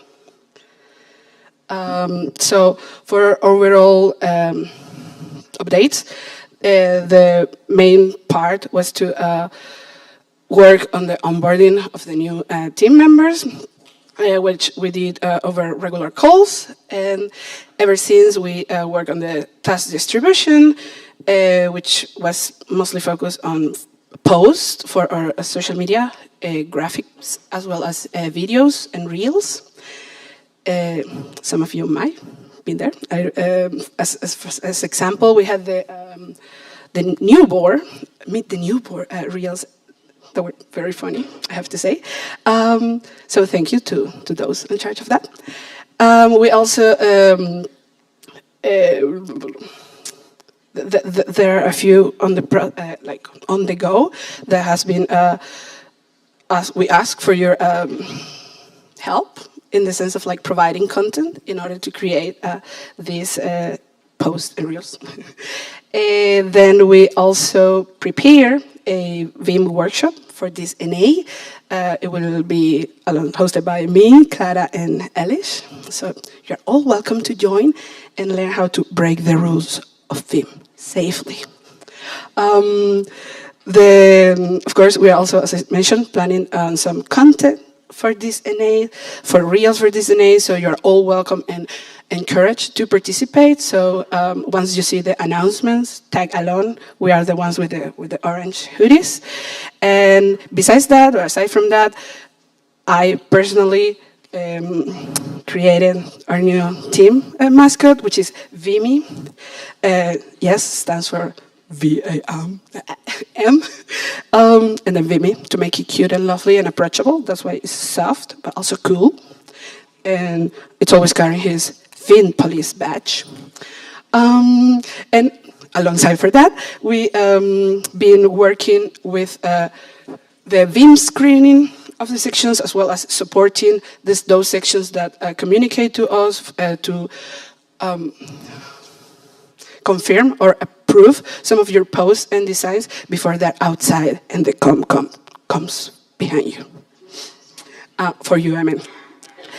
And that will sum it up. So thank you. I will now leave the floor to Hannah.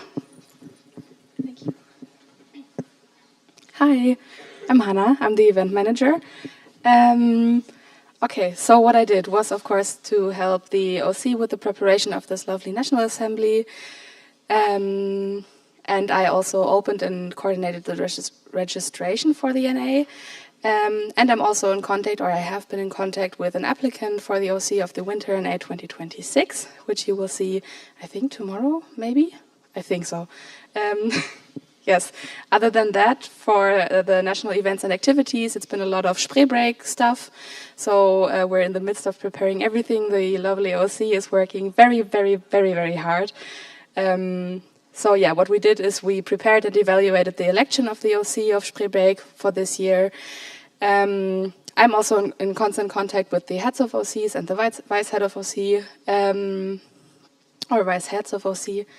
I attended every OC meeting or every full OC meeting to offer my support whenever it's possible and wherever they need it. And we've also prepared and opened the ticket sale. I did that together with Ariane, the vice head for finances, and together with Ramona, who's also the predicts coordinator for Spreebreak.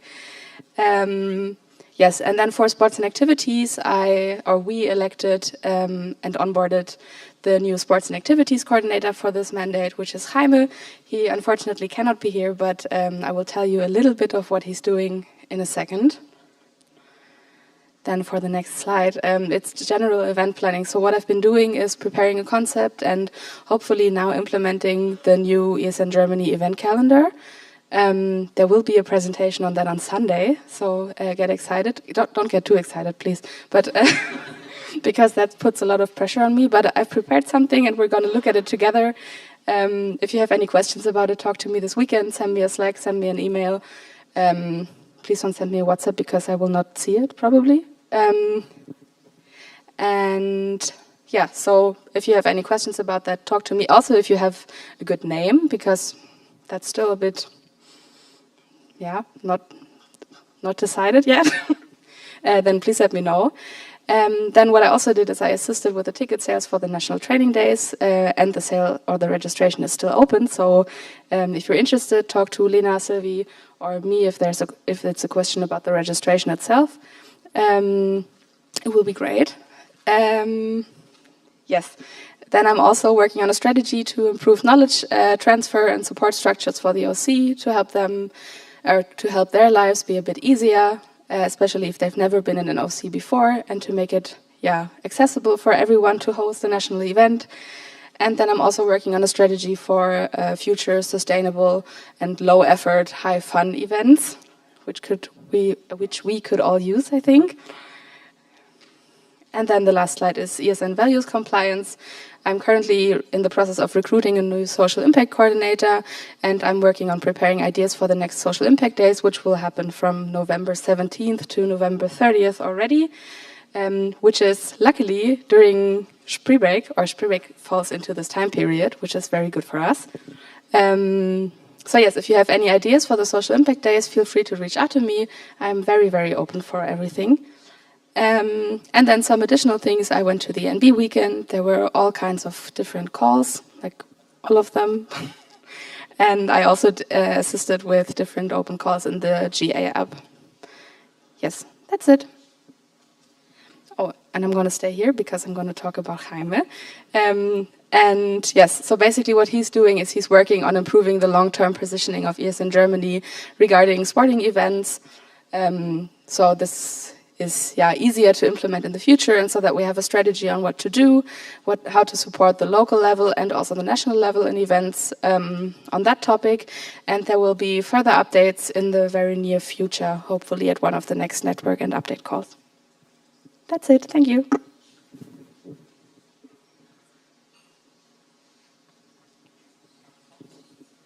Thank you very much also for the second part of the NB updates.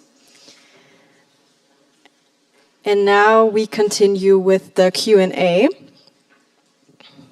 That means that I would ask everyone, maybe, back to the front, in case there are questions for you, like all the national level.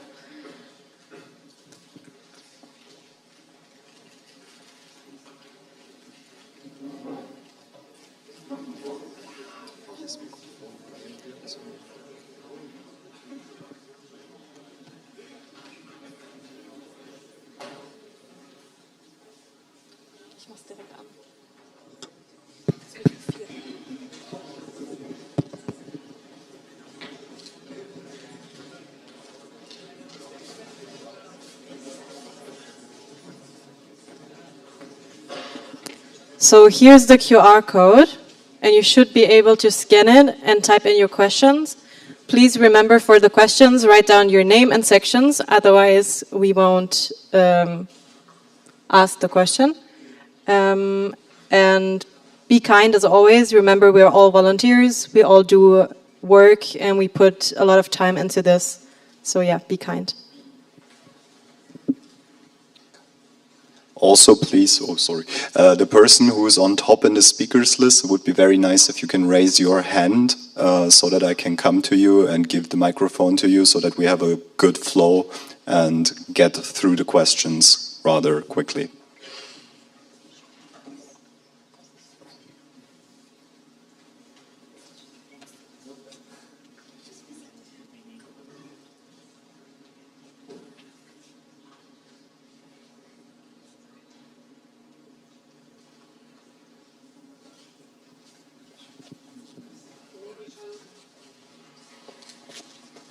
Charlotte, can you raise your hand? I don't know where you said. Thanks. Hello, everybody. So my question is to the NB structure. Charlotte, yes, I'm Berlin, sorry. So my question is to the new NB structure that was just implemented, and my question is specifically for the vice presidents. Did you have any obstacles, any struggles that you already saw, or are there just like positive experiences? I just would like to know how it's going.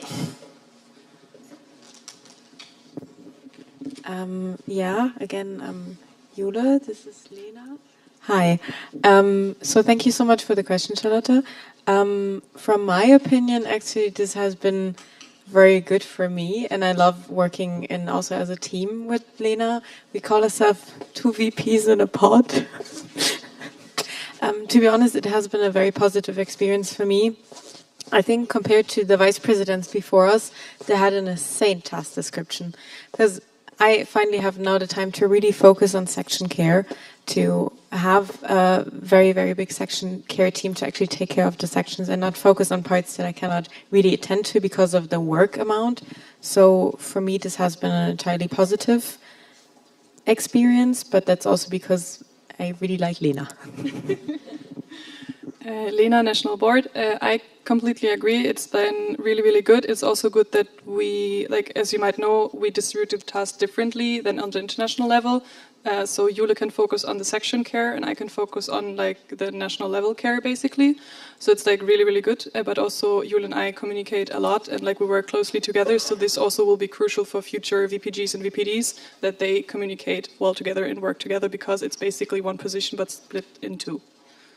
Yes. Thank you. Next question, Luis. Luis, yes, and Göttingen. About possible for the SE local cooperation, Philip, you mentioned that in the action plan. Which benefits do you see of such cooperations at the local level where organizations can be less active? Philip, National Board, thank you for the question.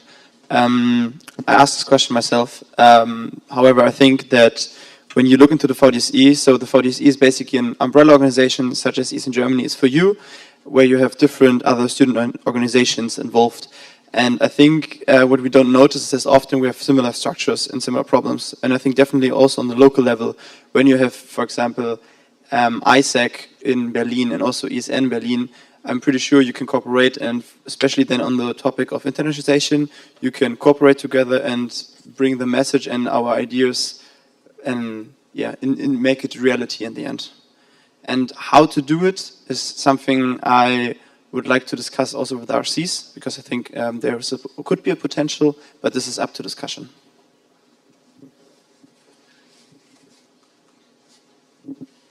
Thank you. Yeah. Comment? Yeah, Luisa, National Coordinator.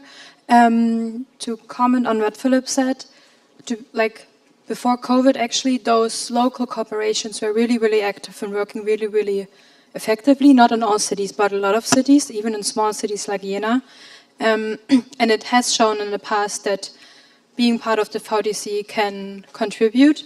You will hear more about on Sunday again.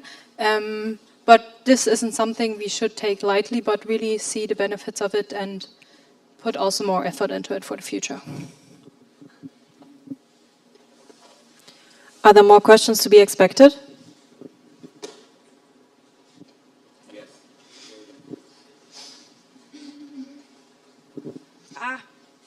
Sorry. Luis, just ask your question. Luis, yes, and Göttingen to Dirk, because you mentioned some problems with a grant from the SE. Could you give some details what those problems have been?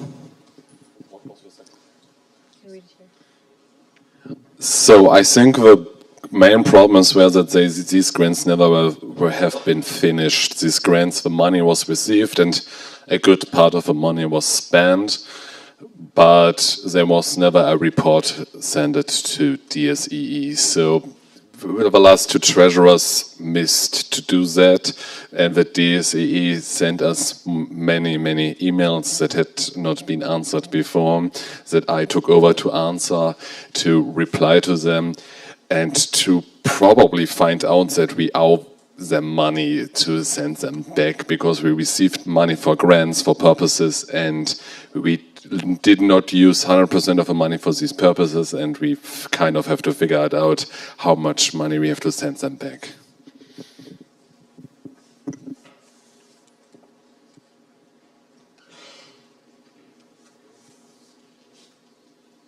Okay, next question is here.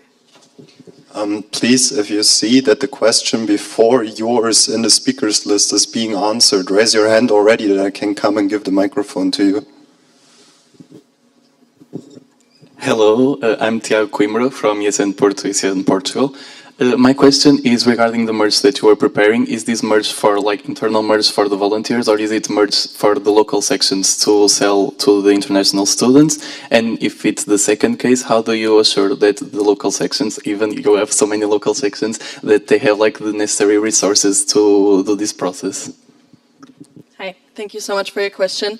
So we're going to set up an online shop, and to be honest, it's open to the sections how they want to use the merch. They can resell it to their Erasmus or just use it for their volunteers. It's really up to them how they want to use their money and how they want to use the merch. We will have different things. We already got it approved by Comcom. We're going to have mugs, shirts, socks, different. So it's really up to them how they want to use it. Hi again, Charlotte, ESN Berlin. My question was concerning the application of Leipzig as a candidate section. So it just said that it was rejected, and I was wondering why. Yeah, there was a temporary memory loss on my side. Leipzig technically wanted to become part of the network. The thing with Leipzig was that it was not Wilma, as some mysterious voices may be heard.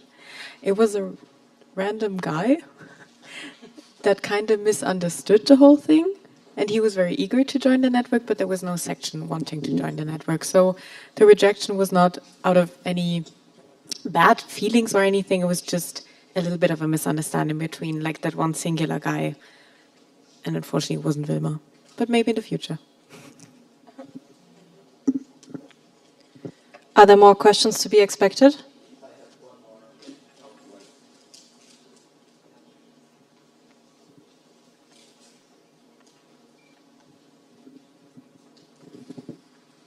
Christian, ESN to me. I think most of it has been answered, so if you feel like you've already said stuff about that, I'll just read it out. Just to round up this NA and the past NAs, what is the general purpose of the national merge and who pays for it, and are there any issues with it? Yes, so the previous communication manager initiated the idea of having national merge, just so you can use it as sections to give out to Erasmus or even wear it at different events to show that we're a network and have merch that everyone can wear, because of course we have the amazing merch of all of your sections, but we also saw a lot of NOs that have their own merch as a whole national organization. So we wanted to implement it, and I'm taking on that task and kind of working on it. And who's going to pay for it? So since we're going to probably set up an online shop, as far as that's the plan for now, it's going to be working that you sections decide if you want to order something, and then you pay for it yourself. Because if we order merch and then sell it to you guys, it's not really safe that the merch is going to sell out like we had with the patches in the past. We still have patches left over, and they never sold to the sections because, you know, now we're sitting on the patches on the money. So for us, we thought it's easier to have an online shop where you sections can order the merch if you want to and pay for it if you want to. And if you don't need it or don't want it, then yeah, you don't need to pay for it, obviously. Did that answer your question?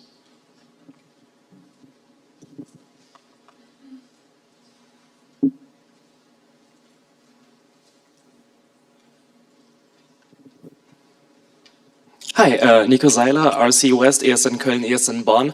I have a question to the DAPR team and specifically the WIM screening. So do you feel like our smaller sections are informed well enough about the specifics of the WIM? And if not, do you see a necessity to maybe reach out to them and ascertain they have all the necessary information before it comes to a violation and you have to actually step in? Thank you. Thank you so much for the question, Nico. Actually, I've been looking at the Instagrams in the past lately, and I actually have the feeling that all of our sections are doing quite well. I hope that the screening of Comcom will also show that in our report of the national organization, but as for now, I think we're doing so much better. We've improved it a lot in the past years, and I also think that the workshops we had in the past mandate really, really helped. Also, if you still have a lot of questions about it, come to the WIM workshop at this NA. And we're also going to try and keep up the workshops that we had in the past to just transfer the knowledge to the new members that are coming into the network and also the new communication managers to keep the knowledge in the sections. But overall, I think we're doing quite well. And to add, sorry, Patricia, PR team. So to add on that, what made the improvement was to approach more open communication channels, such as our WhatsApp group that is dedicated to review these WIM approved or concerns, and also it's linked to Comcom as well, so everything can just be answer and reply to you as immediate as possible. So any concerns, just go there or reach out to us. Thank you.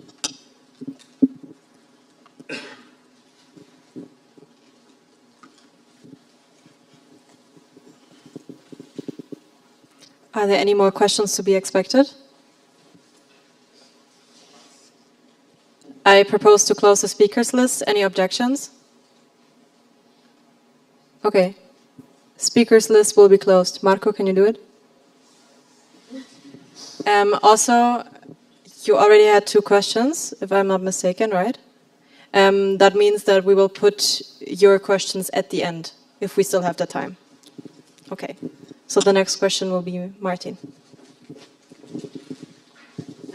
Martin, ESN2Me and RC Southeast.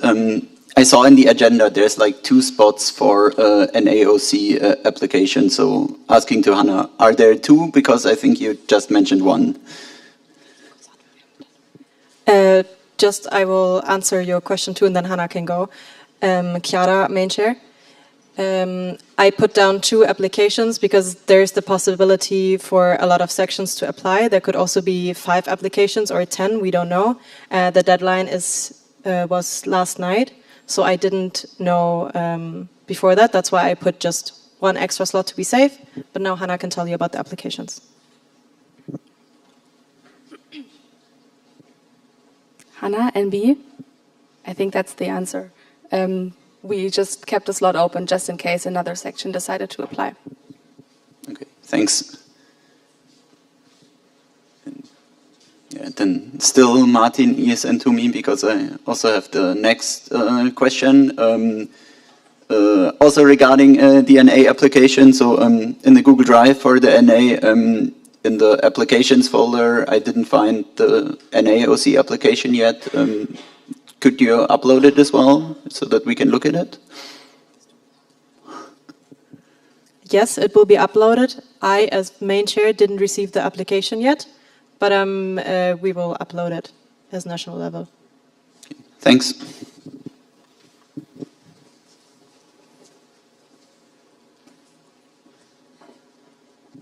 Okay, since we still have the time, your questions. Thank you. Luis Jessen, Göttingen. In the action plan, I saw that the event manager already collected some feedback on the Rhine Rhapsody. Can you share some conclusions with us if happens again or not? Hannah, NB? Yes, I think so. So I had quite a long call with 2 members or former members of the past Rhine Rhapsody editions. And we talked about what went well with the past events, we talked about where the issues were, and we talked about the possibility of maybe reviving the event or something very similar. It says 95% done because the feedback was gathered from the OC members, but the decision has not been finally made. So there is an option to revive Rhine Rhapsody or a different event in the summer semester. It kind of depends on our finances a bit and on how the events that are already planned are going. But yes, it's not completely off the table. And yes, does that answer the question? Does it work?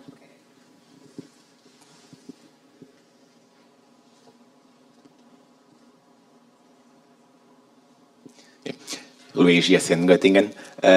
About spring training, also mentioned in the action plan. Are there maybe dates suggested that we can, as section staff idea, for our events?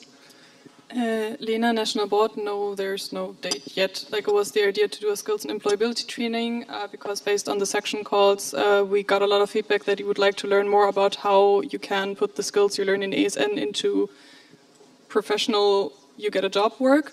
So we wanted to also tackle that, but there's no date yet. It's gonna be probably spring, but we couldn't decide yet. We need to do an open call about it and also talk with the OC then which dates will be available. Yeah, anything to add? Okay, did that answer your question?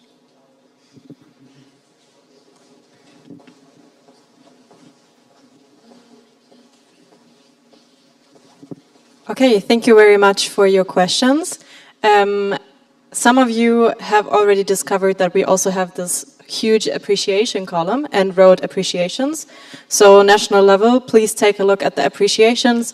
The Q&A will be open, so you can also take a look at it later or tonight or on Sunday evening. Thank you.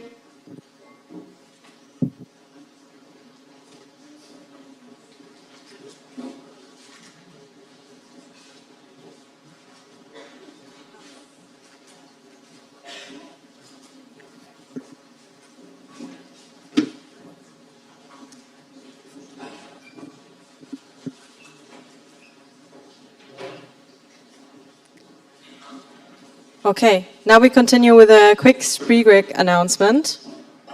I will pass on the mic. It's me again. This is a very quick spree break announcement. So we saw that quite a few sections already bought tickets. Thank you for all the sections that participated in the early bird sale, because you really helped us as the national level and spree break OC. Thank you. Yes. And now we got another offer for you, a little enticement. Okay, those are the fantastic graphics for Spree Break this year, by the way. I love it, but you can also see more of it on Instagram. Please follow Spree Break on Instagram. And this is the special ticket offer that we've prepared for this weekend. So just for the NA weekend, you can get the following offer. For every 10 two-night tickets a section buys, you will receive 2 extra tickets for free. And the offer begins right now, and it ends on Sunday, end of day, at 11:59. Yes, so this is the offer that we have prepared. We still have a lot of two-night tickets left. So if any sections still want to buy tickets for 2 nights, we will be very excited to host you there. And this is the offer that we have prepared. And this is where you can buy the tickets. So go ahead, have fun. And we're looking forward to all of your orders. Thank you.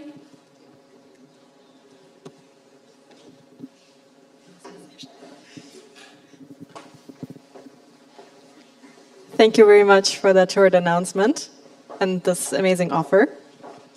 Now we continue with the audit board updates. Perfect. Thank you. So, welcome again. Now it's our time as the audit board to update you. Oh, sorry. So, just a quick who are we? Like, I'm Oliver, the main audit. Then we have Levi, who is together with Severin, who couldn't be here today, unfortunately, the legal audit. And we have Victoria, our financial audit. And of course, like, we have Auditorius Rex, our mascot. Sure, I can talk about our tasks.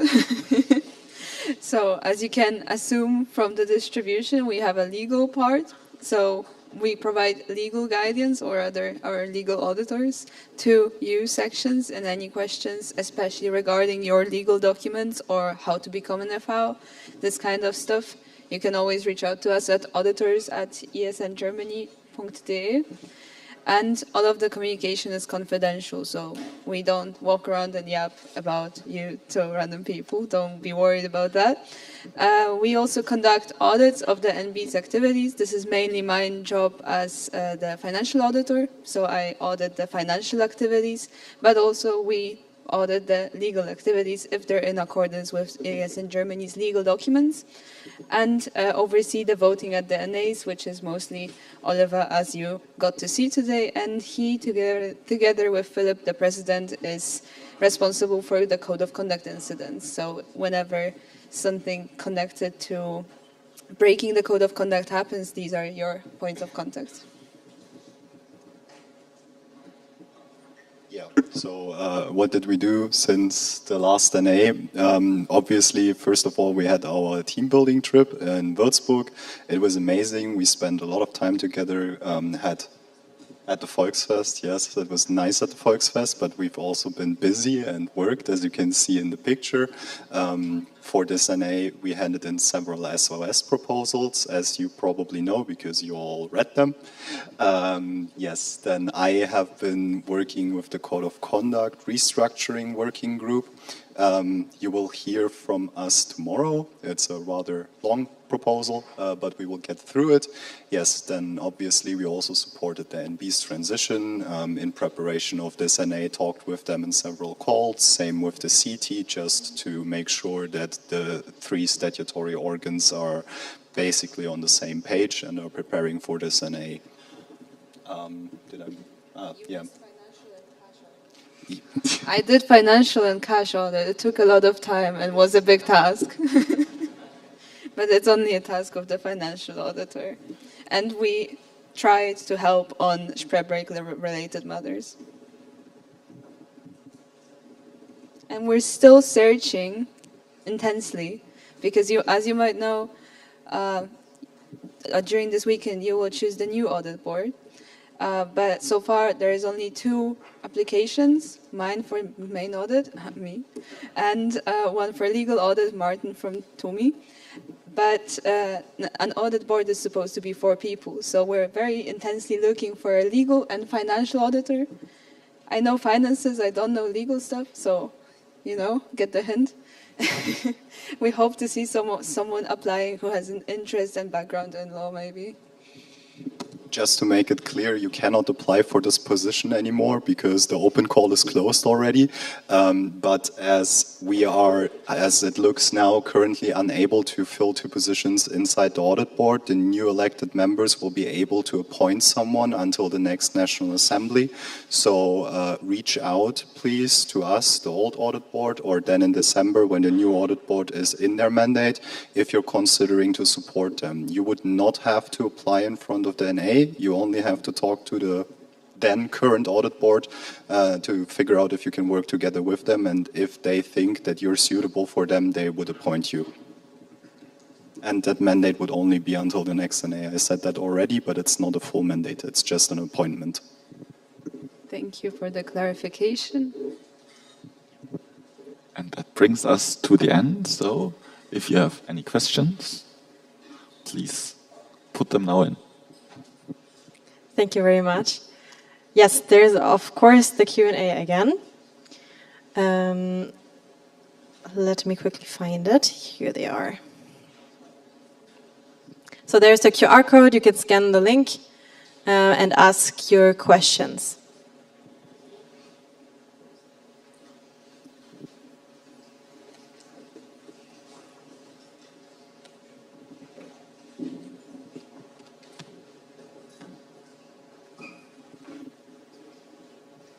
Are there any questions to be expected? Yes.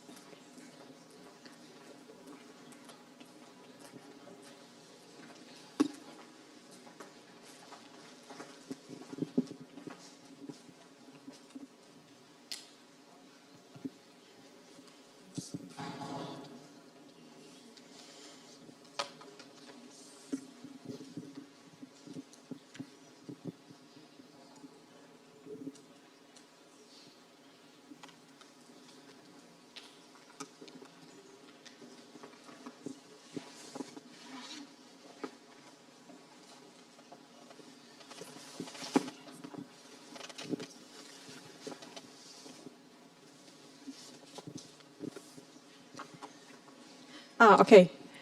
Dusan, you were faster. Dusan, yes, and hi. I was going to say it's in Germany. Just curious, like if you want to maybe share something about how it is to work in the AB, what are some cool things about it, just to get it closer to people who might be interested in this. Thank you. Yeah, like I think the main thing is that you're deeply, Oliver AB, that you're deeply involved in everything that's going on a national level, but it's more it's on you if you're just a spectator or you want to be directly involved. And so there's like a lot to see and a lot to learn inside of ES in Germany. I must say that the coolest about being financial auditor are two things. I learned a lot more than in my financial studies. But I also have seen ESN Germany from a different perspective. You get a better understanding of the network, and you really get to see why it's important, and also you feel that your work is meaningful. At least I do. I would say that I feel like I do contribute a lot and that my work is needed. So that's a good thing about the job. For me, honestly, the best thing about being in the audit board is that my work is not being audited. No, Levi AB, I'm sorry, I'm joking. I think the best thing is actually that you are in a very unique position to help with your specific knowledge about either finances or the structure of the association, or just like me, if you're silly and you are good with legal documents, you're actually capable to help not only the sections but also the national level and support ESN in going forth, and that's great. Also, the workload is surprisingly manageable.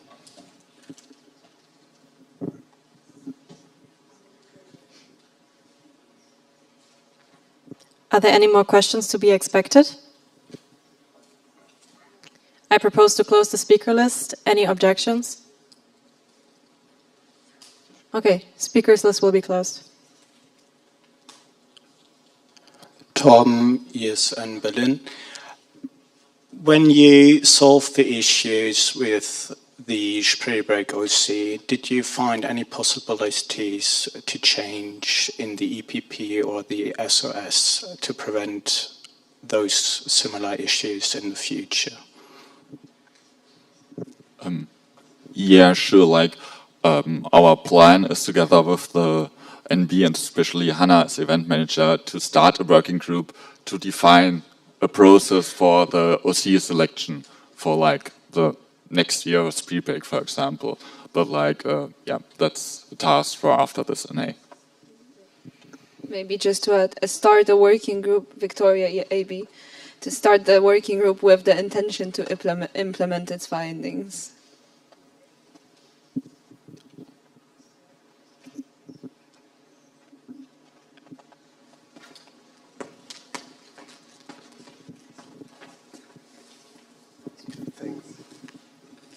Christian, listen to me.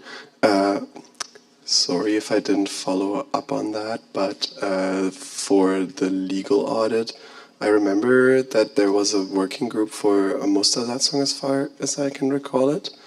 Is there any update on that, or was it discontinued, or did I just not pay attention? Yeah, so Oliver AB, yes, there was like a working group, and Severin is right now finishing up the results of that and prepares right now a template for statutes and also a template for standing orders. Levi, legal audit. Yeah, so basically, as Oli said, even though it's the responsibility of the legal audit, Severin and I split it between us. So he was focusing on this while I was focusing on the code of conduct restructuring.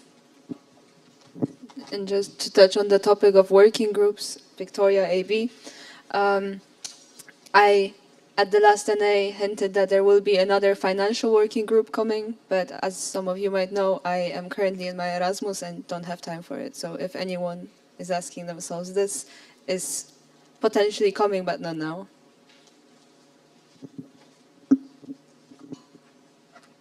Okay, thank you very much for the Q&A. Also, AB, make sure to read your appreciations.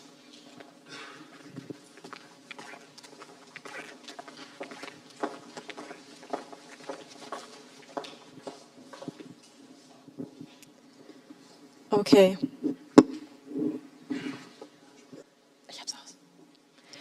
As you might have noticed, we're a bit early in the agenda, actually. So I would like to ask the international guests, are they here? Okay. Because I would like to propose a change of the agenda and move the international guest presentation before the break, and then we can go into the break when lunch is also ready for us. Are there any objections to the agenda change? Okay. Then I would like to ask the international guests to the front.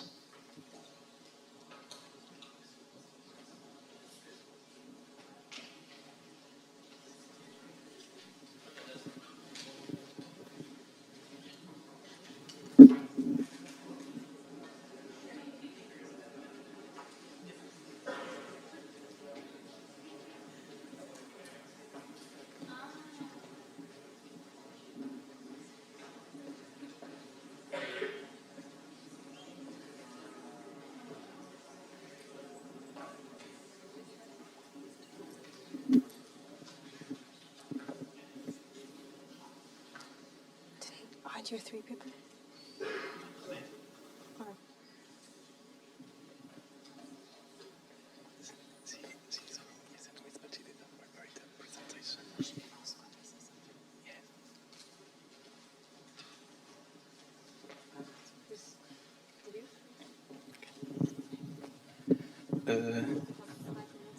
Okay.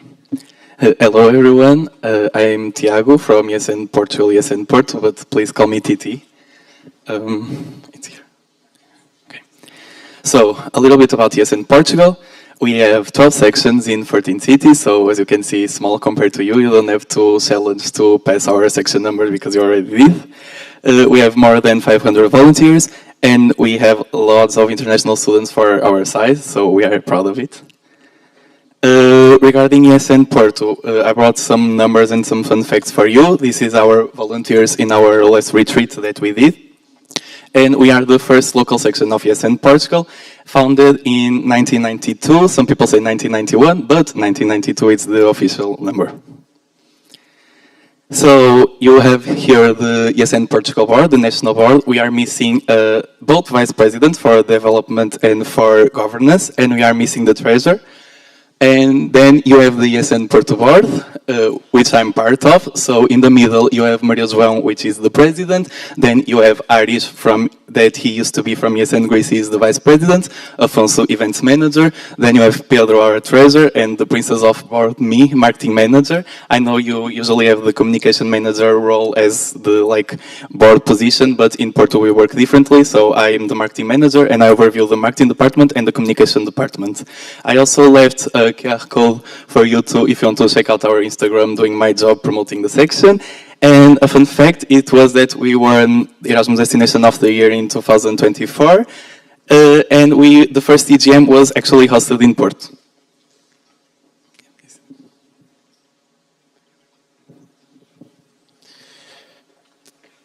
Thank you. Hello. I'm Berkay. I'm events manager of ESN Riga. This is our structure, national level, local level. We have 3 sections, Valmiera, Jelgava, ESN Riga. I'm from Riga. This is our board. We have some vacant positions, and this is our partners in Riga, local partners. Then events, it's my job, and we have cultural events, arts activities, museum, nights, international dinners, local dinners, community theater, dance classes, concerts, festival, education events, book club, country meetings, workshops, and Latvian language classes, sports events, self-defense, pool competitions, chess club, beach volley, run club, and board games. And our parties, welcome party, boat party, Halloween party, pirate party, theme parties like 90s, pub crawls, and our final party, it starts until we meet again. And this is our trips. We organize 2 different trips. Kurzeme trip is western part of Latvia, and Latgale trip is eastern part of Latvia. And we have some project events. We get funded by Riga government. And we have more than 8,000 followers on Instagram. And we were nominated Erasmus Destination of the Year last year. And this is our contact. And do you want to talk about more? Yeah, you can find me around. Yeah, thank you.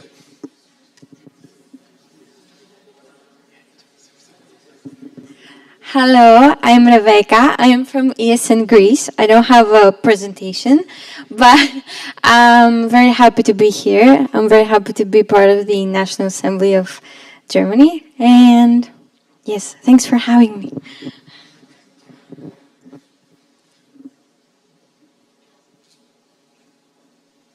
Okay. Thank you very much, international guests. I hope that you will be integrated well in our National Assembly.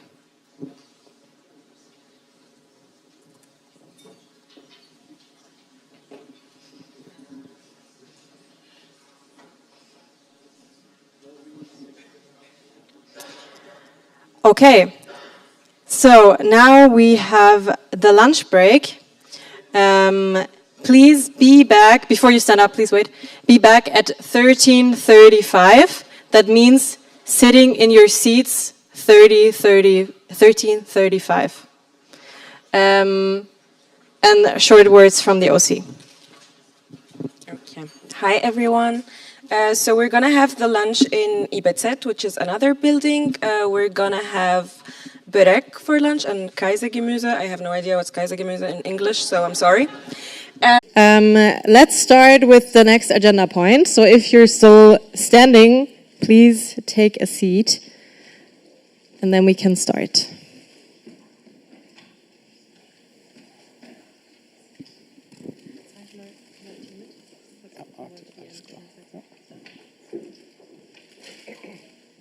Yeah, hi. So we are Nico, Regional Coordinator West, Martin, Regional Coordinator Southeast, and Torben, Regional Coordinator East. What's a regional coordinator? So the sections in Germany are splitted up in regions to make it easier to collaborate between the sections, and we are kind of guiding the sections in that sense. And we've been relatively active the last few months and came up with some changes for the statutes and the event policy paper that we want to present now for you to vote on Sunday, then, I think. Yes, and it's going to be 3 SOS proposals, and for all of them, we wrote it like in an overview kind of way and in English that you understand on the changes that we propose. But what we will vote on exactly is the proposals that we have submitted, and not as we do it here in English, but in German.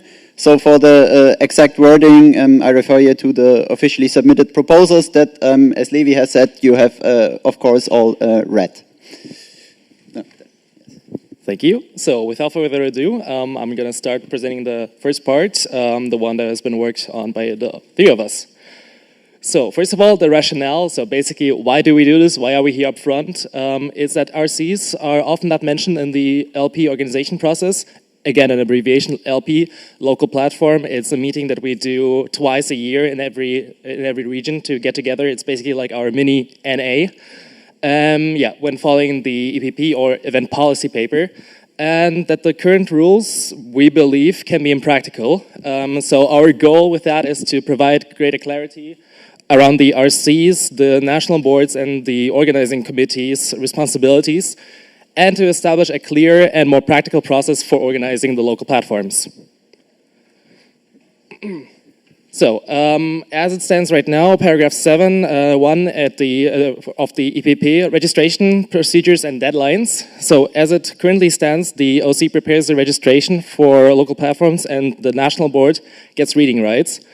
The national board shares the registration form with the network, and the RCs are not mentioned at all. And what we propose is that the RCs get reading rights to the registration form too, and that the RCs share the registration form with the network. Then, continuing, next point is that as it currently stands, the national board and the OC decide on registration period, and the national board and OC can decide on conditions for registration and enrollment, in particular regarding cancellations and payment terms. So as to what we propose to change it to now is that for local platforms, the RCs and the OC decide on the registration period, and for local platforms as well, RCs can decide on the conditions for registration and enrollment, in particular regarding cancellations and payment terms too. I know, all very important. And then continuing to the fourth paragraph, as it currently stands, if not all offered spots were distributed, the OC can keep the registration open or reopen it after consulting with the national board. And we propose that if not all offered spots were distributed, the OC can keep the registration open or reopen it after consulting with the RCs. And then, for paragraph 8, spot distribution and participation. Currently, the LPs are not mentioned whatsoever. So we say that a priority list and vote delegate priority list and vote delegation have to be sent to the national board. And if no priority list is sent, the national board distributes the spots by order of registration. And what we do propose is for the LPs, priority lists and vote delegates have to be sent to the OC, not the NB. So the OC organizing the LP, obviously. And if no priority list is sent for the LPs, the OC distributes the spots by order of registration. So it puts more, basically, power to the OC itself because they're hosting it. And then to the domiciliary and participation right, that currently the OC, legally representing national board members and regional events, also the responsible NB members have the domiciliary right, and that the responsible NB member for regional events are not defined at all. And what we say, or what we propose, is for the OC, legally representing national board members and at regional events, also the RCs have the domiciliary right. So basically they can just say what we like to say in German, our beautiful word, Hausrecht. It goes into that direction. Yes, one more thing. One more thing about this proposal. If you read it early, that's nice. But there was also a proposed change to paragraph 6 in the event policy paper. We submitted a change to the proposal because, as you might have seen, the AB also submitted a proposal for paragraph 6 of the event policy paper, so we thought it's redundant and scratched it from our proposal. Yeah, so the next proposal is about an accountability report of the RCs.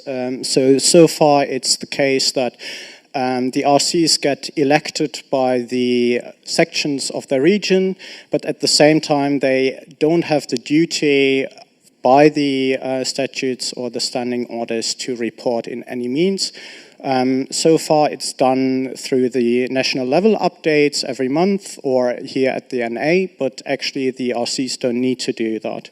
And therefore, I'm proposing to add an accountability report to the duties of the RCs. For transparency, actually, we RCs are not all of one opinion, so that's because the disadvantage is obviously that it's like more work for the RCs. At the same time, I think that for the transition period, actually, it's nice for the RCs because beforehand they need to do, think about what they actually done, and therefore the transition period is easier.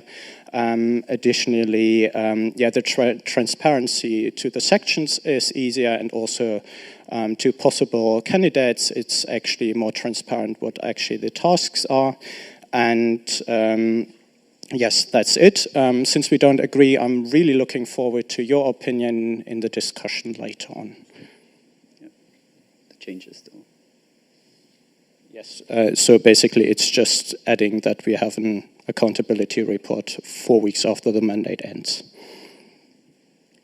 Okay, then we come to the last of our SRS proposals, which regards the spot contingents for LPs that the OC needs to provide when they are applying to host the LP. So currently there's also one chairing person in there that gets nominated by the OC and appointed by the NB. But since in practice, at least for us, it has been the RC chairing the LP, We want to scratch that, and yeah, we think it should be the RCs and see it as a task of the RC. Then secondly, we want to formalize that people from outside the region, but in ES in Germany, can go to other LPs. And what they do it, for example, to do workshops. So we propose that it's also formalized by adding that the OC needs to provide at least 2 spots for people from outside the region. And thirdly, we are also the AB saw that currently it's written in the event policy paper that the OC needs to provide 2 spots for members of sections from the region. Not per member in the region, but 2 spots for people from the region, basically. But it's intended as 2 spots per section from the region. So it's basically just correcting the grammar. Yes. Then I think we're done. Yes, since we are a little bit before time, I actually would advertise a workshop we have later on. So normally the work isn't as dry, but if you're interested in the work as an IC, what they're actually doing, and you see that it's actually changing quite a lot. So if you are interested, join our workshop today, later on. And also closing thoughts, just again, because we are a little bit ahead of time, I just wanted to also say in the name of all the RCs, a huge thank you to the National Board, and especially our both Vice Presidents for being there, for building this RC.com with us, and for motivating us to go above and beyond and be here, stand here, and make an impact on the network. Thank you to all of you. We're done. Thank you very much for your presentation and the appreciation. Very much appreciated. Libby will also say a few words. Nothing to worry about. Thank you so much for your proposal, for your ideas. I just wanted to say, as you might have seen, there was an email from the audit board that the RCs changed their proposal. And in accordance to our standing orders, the paragraph 11, subclause 9, actually they are able to change it without us voting about it, as long as the changes are fulfilled before the initial presentation has been done. So by them informing you yesterday about the changes, they have done this, but we still have to think about one thing in the standing orders, and this is in case one of you feels like he would or sees this change as unuseful or anything, you now have the chance to intervene. You can object to the change or the amendment to this proposal. If you're not doing this, we will vote on the amended proposal on Sunday. So speak now if you think that this amendment is not good. No one? Amazing. Thank you so much. Perfect, thank you. We also have the Q&A for all of the 3 SOS proposals.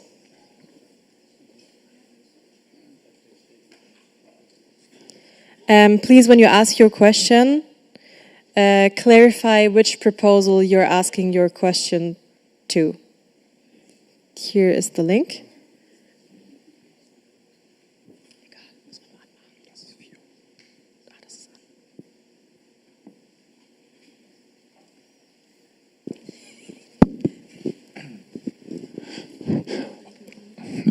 Oliver, AB, since you increase the required spots that are necessary to host an LP, don't you think that that could deter a smaller section to apply to become OC, since they have to make sure that those spots are available, even so they are not taken in the end?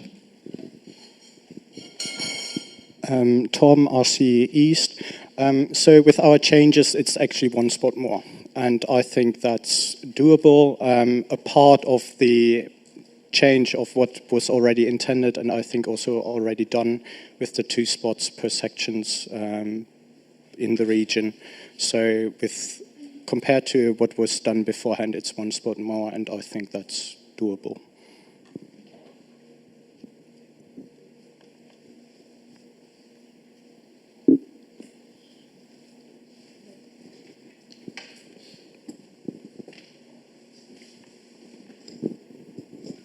Hello, Charlotte, yes, in Berlin. My question is concerning the accountability reports, so to Torben specifically. Yes, so as you said, that the issue or the fear might be added work to the work of the RC, and the proposal as it is right now just intends some kind of accountability report. Are you planning to write a guideline, what should be in this accountability report, or yeah, guide the next ones? The next RCs, yes. Tom, RC East. So when we had the discussion in our call about that, we already talked about that we need to have a clear structure also, that the accountability reports of the different RCs are kind of similar in the structure at least. So yes, we are planning to have then a template, and also to the more work in the future, it would be optimal that the RCs actually do it throughout their mandate, so it's then not as much at the end. Nico Seiler, RC West. Also, in addition to that, so first of all, thank you very much for the question. We have a general plan, or the general idea is to streamline and more standardize the practices of the RCs, because as it stands now in all the regions we have basically different expectations, a lot of similar stuff. Obviously we have the LP and then we have the general responsibilities, the general gist of things, but this is part of our upcoming process to make it a little bit more streamlined and also yeah, visible to everyone. Exactly.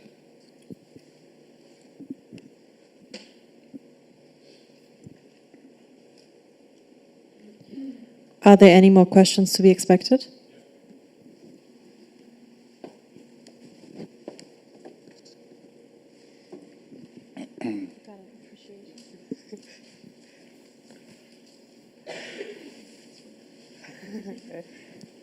Can I comment on the last question still?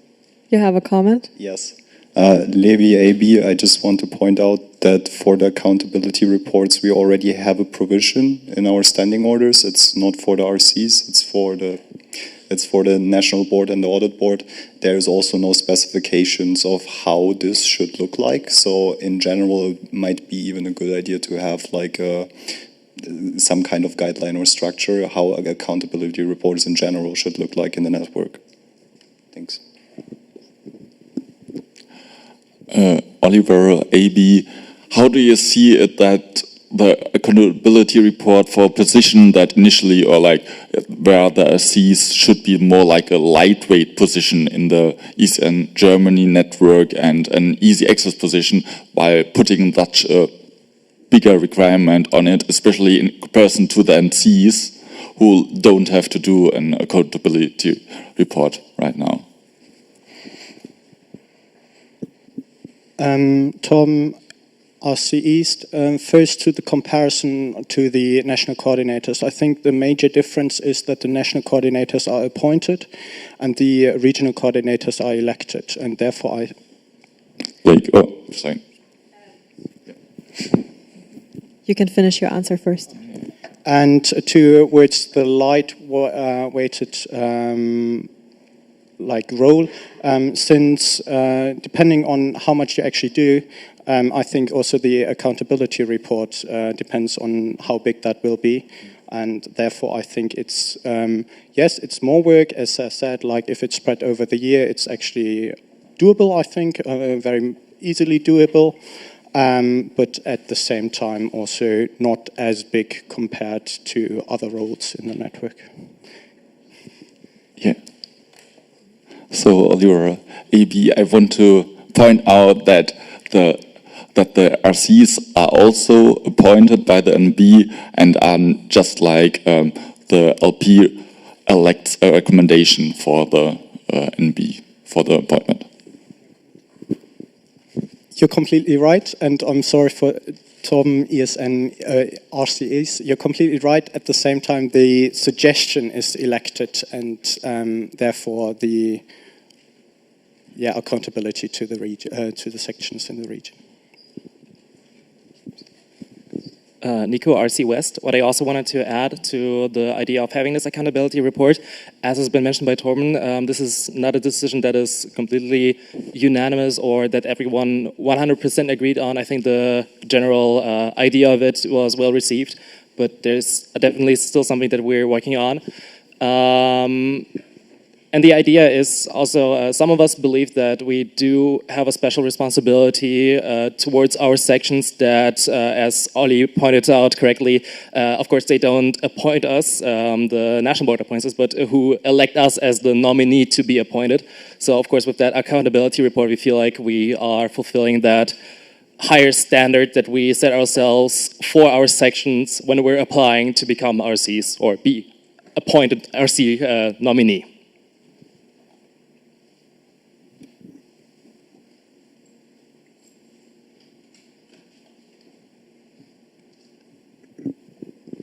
Christian, listen to me.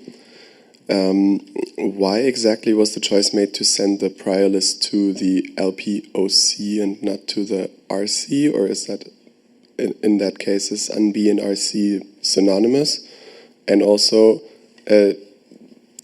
don't we have a chance there that the OC brings in some bias, as in the RC might have less bias?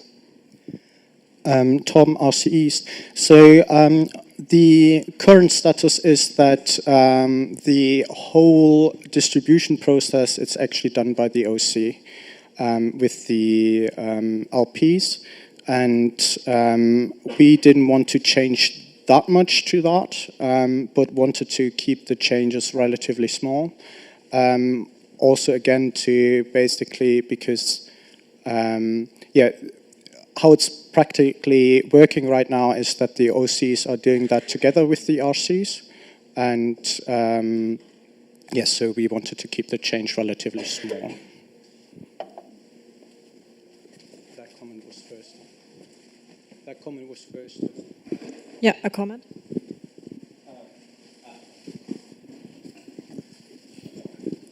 Just a comment that I Name think and this section, please. Janus is in Darmstadt.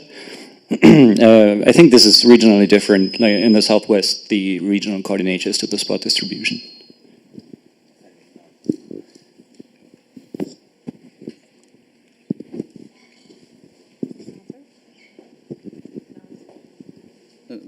Also related. Martin, RC Southeast. Basically what Janne said. So we also, when we talked about it, we discovered that we're doing it differently in some regions.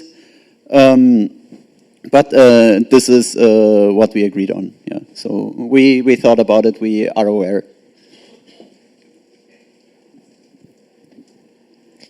Are there any more questions to be expected?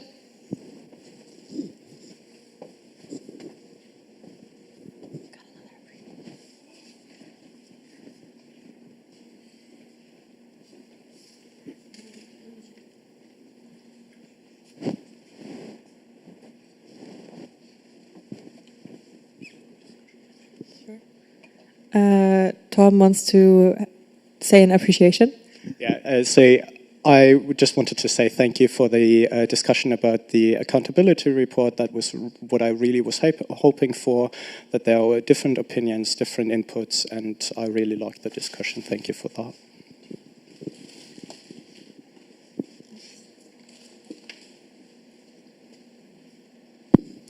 Luigi in Göttingen. Because we haven't heard about any things about the other regional coordinators not present in here, or at least in the proposal. Was this proposal also taken in consideration their opinions, how things work in their own regions?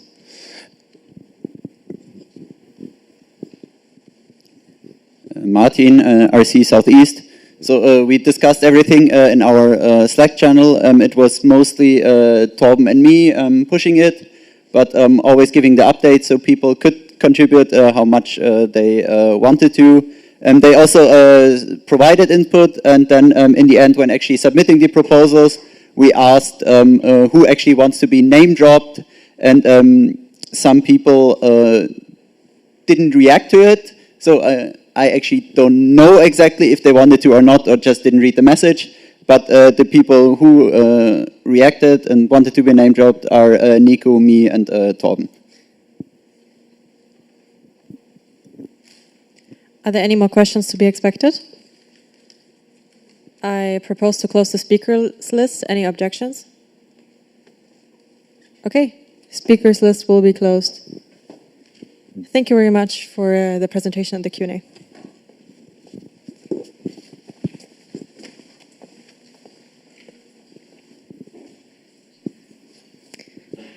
Okay, how's everyone feeling? How's your energy level?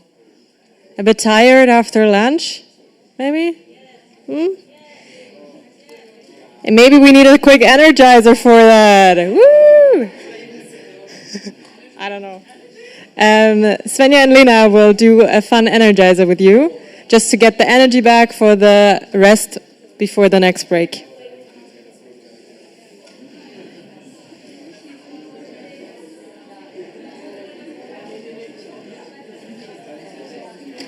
Was braucht ihr? Ein Video von...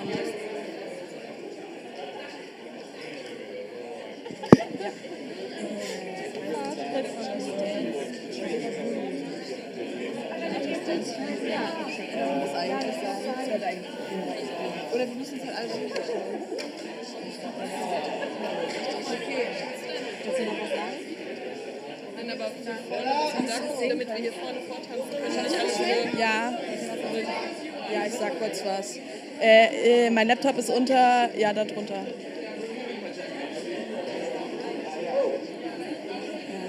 Hello, hello.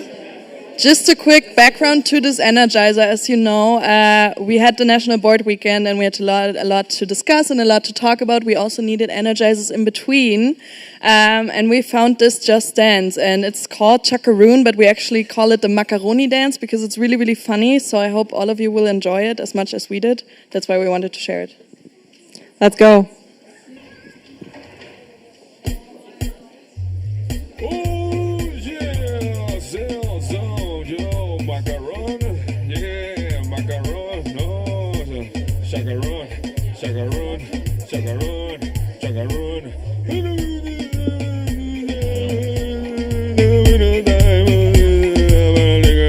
We'll start from the beginning again.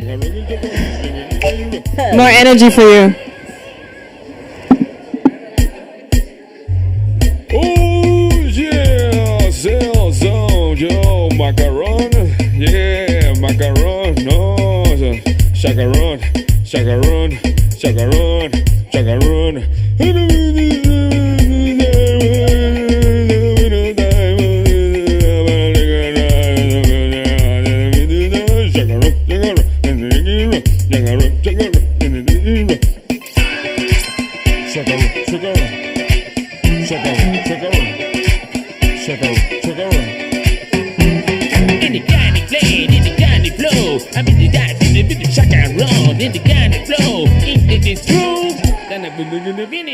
Chacaron, chacaron, chacaron, chacaron.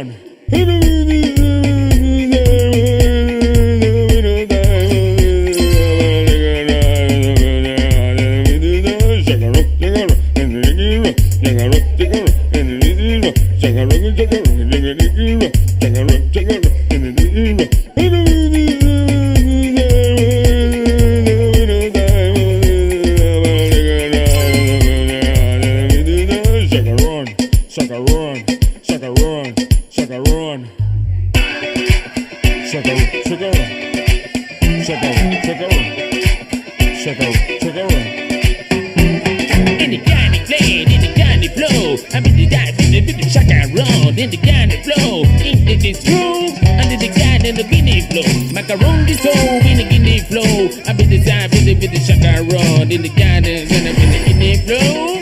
Then I put in the guinea flow. Chacaron, chacaron, chacaron, chacaron.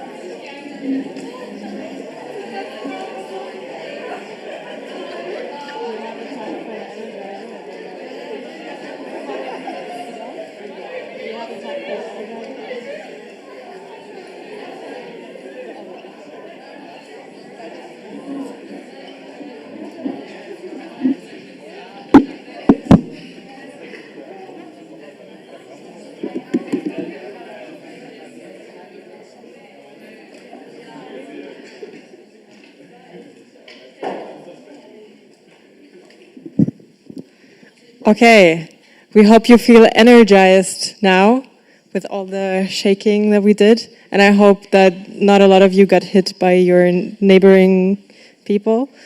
Okay, let's get back to business. Let me just note down the time.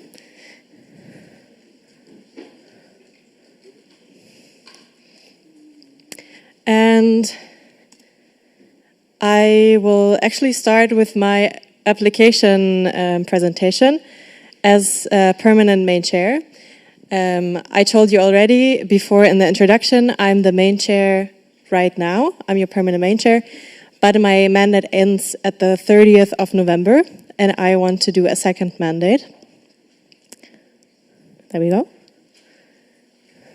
That's me. Here we are. Okay. So you heard it a bit before, but I will tell you again about my ESN career. I started, like I said before, at ESN Augsburg in 2020. And I was first a member. I think 3 months in, I actually became vice president. Then I left for my Erasmus. I came back. I was vice president again. And then I was an event manager, a project manager, and now I am the board support, actually, of ESN Augsburg. During my Erasmus, I was also part of ESN Göteborg in Sweden, and I was part of the event team there. And then now on to ESN Germany. I started in, I think, January this year as a member of the section care team, and I'm still a member. I now joined the German pool of trainers, and I'm the HR manager of the national level, like you heard before as well, and obviously I'm your main chair. And I just listed a few of my favorite ESN events because the list would be too long. EG Ancona is very high on that list. I love the spirit there. I loved our delegation. I also love the Swedish national event and our German national event, so Speed Break and Sea Battle. And the last NA in Munich, I wrote it down. It was really, really stressful for me. Everyone that was there, you remember, I was really, really crying at the end of the last day. But it was just amazing to see what we as a network managed to do. So why should you vote for me? I have CT experience and experience as main chair, and I'm ready to build on that. I now know how to do it. My onboarding in my first mandate, I want to be honest with you, was non-existent. So I was kind of thrown into the cold water, and I really don't want that for myself and for everyone that comes after us as a chairing team in general. And now I know what to do, and I know what to do better, and how to make little tweaks to even make it better. My commitment. If I commit to a task, I'm doing it 100%. There's no in between. So when I'm certain that I do something, I am certain. And I'm also committed on creating a kind environment. And I really hope that you feel like I managed to do that in Munich already. and that you're feeling like I'm doing it now, and I would like to continue this. And this is just basically a list of skills. I hate this part because it feels like I'm bragging about myself, but that's how it goes. I'm really good at multitasking, and I think that's what the chairing team, and especially the main chair task is. And this is actually also the reason why we chose the octopus as a mascot, because it has so many arms that it can do so many things at the same time. And that's basically what I'm doing and what I feel I'm very, very good at.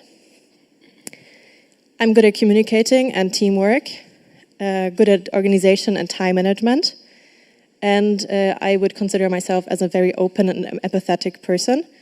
And that's already my whole presentation. I'm trying to keep it short.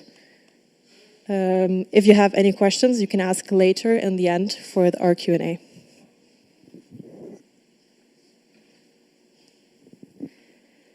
We have 2 applications for the vice chair position. And as a short information, one person that is applying is not here at this NA. So we will have like a Google Meets and patch him in. But I would like to propose a change to the agenda and do the candidacy presentation for the technical chair first, before we do the vice chair, before we start the meeting, because then it would be easier for that person to also stay for the Q&A. Would that be, are there any objections to this proposal? Would that be all right for you? Okay, then we will move the technical chair presentation to now.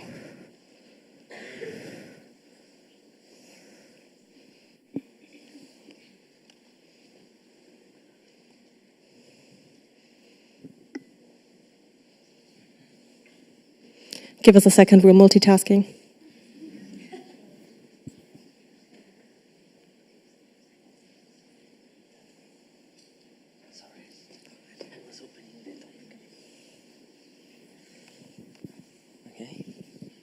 Well, I'm Marco. I'm here to apply for, again, as a permanent technical chair for the next mandate.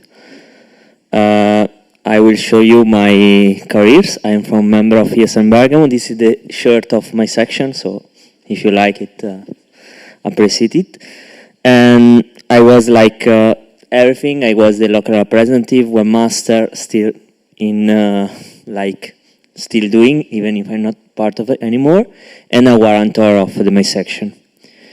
I was member of ESN Pisa when I joined ESN in 2021. I was also the treasurer. And I made in ESN Italy a voting app that was used for 2 years. So mighty skills I have already used in the network. I barely made a lot of Italian NA, and this is my second German NA, so I know how it works. I am still part of a content team for AGM, so who is coming in Split will see me again. And I'm still the POPs, the Finland National Events SOC. Why should select me? Because I have one of big ESN experience in 4 years, so I can tell that about experience I have it. I want to ensure an inclusive atmosphere, even if technical chair should not be part of it, but as chairing team we should ensure it. To ensure a good quality of streaming, of course, it's not only up to me, even, I mean, the cameras and the audio system, but having someone that knows how it works helps a lot sometimes. And these are my skills. I would like, yes, I'm love to always to help the people to know what they have to do. I'm quite organized people, and I manage my time management. Well, I mean, this time I apply for a position that I'm more confident about. Even be a part of permanent vice chair was nice, but yeah, and this time I don't have a problem with the German language this time.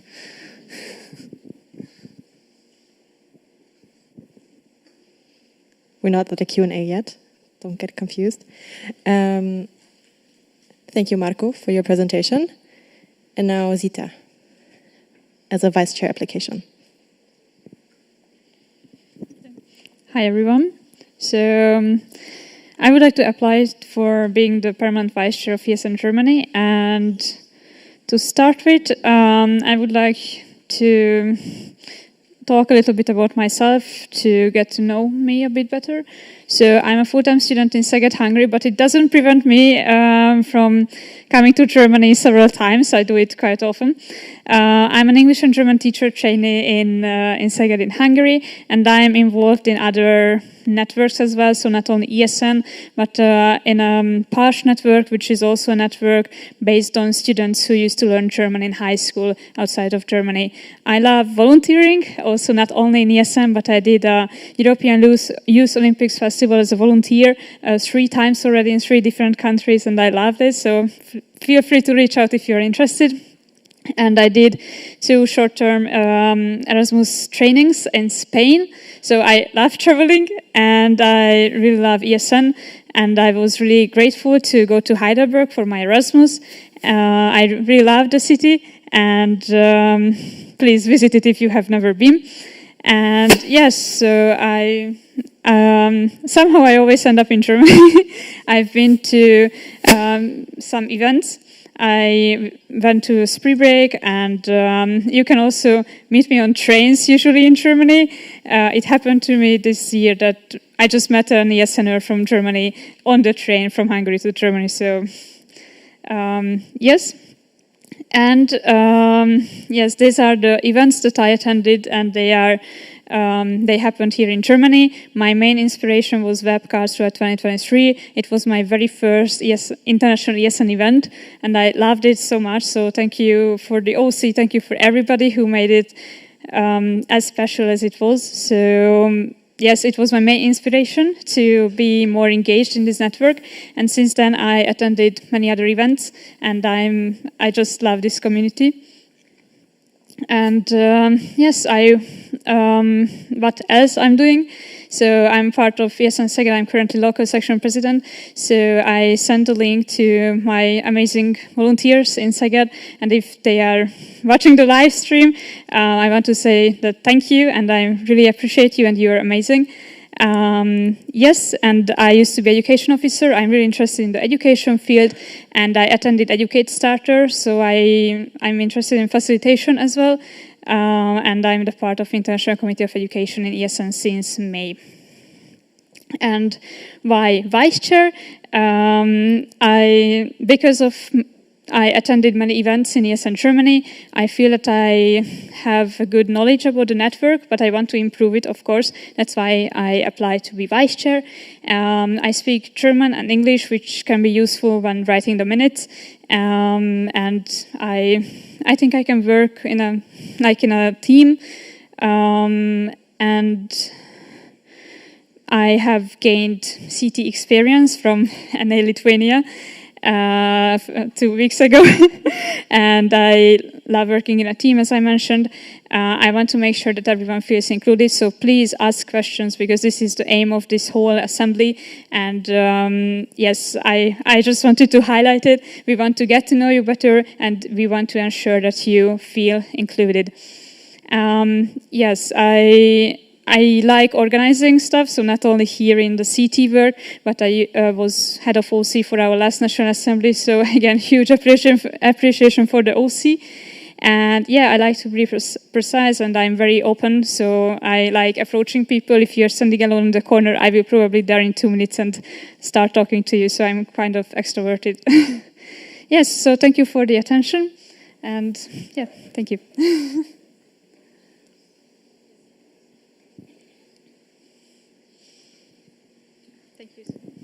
Thank you very much for your presentation. Okay. Now let's set up the Google Meets for the second applicant.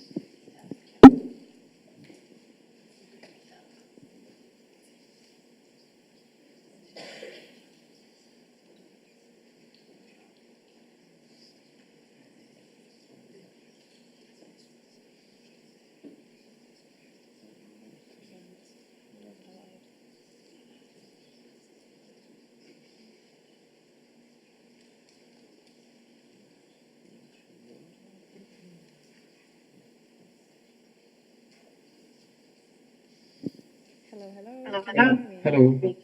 Yeah. Am I audible? Yes, you're Yes, on the screen. Yeah, I'll just share my screen.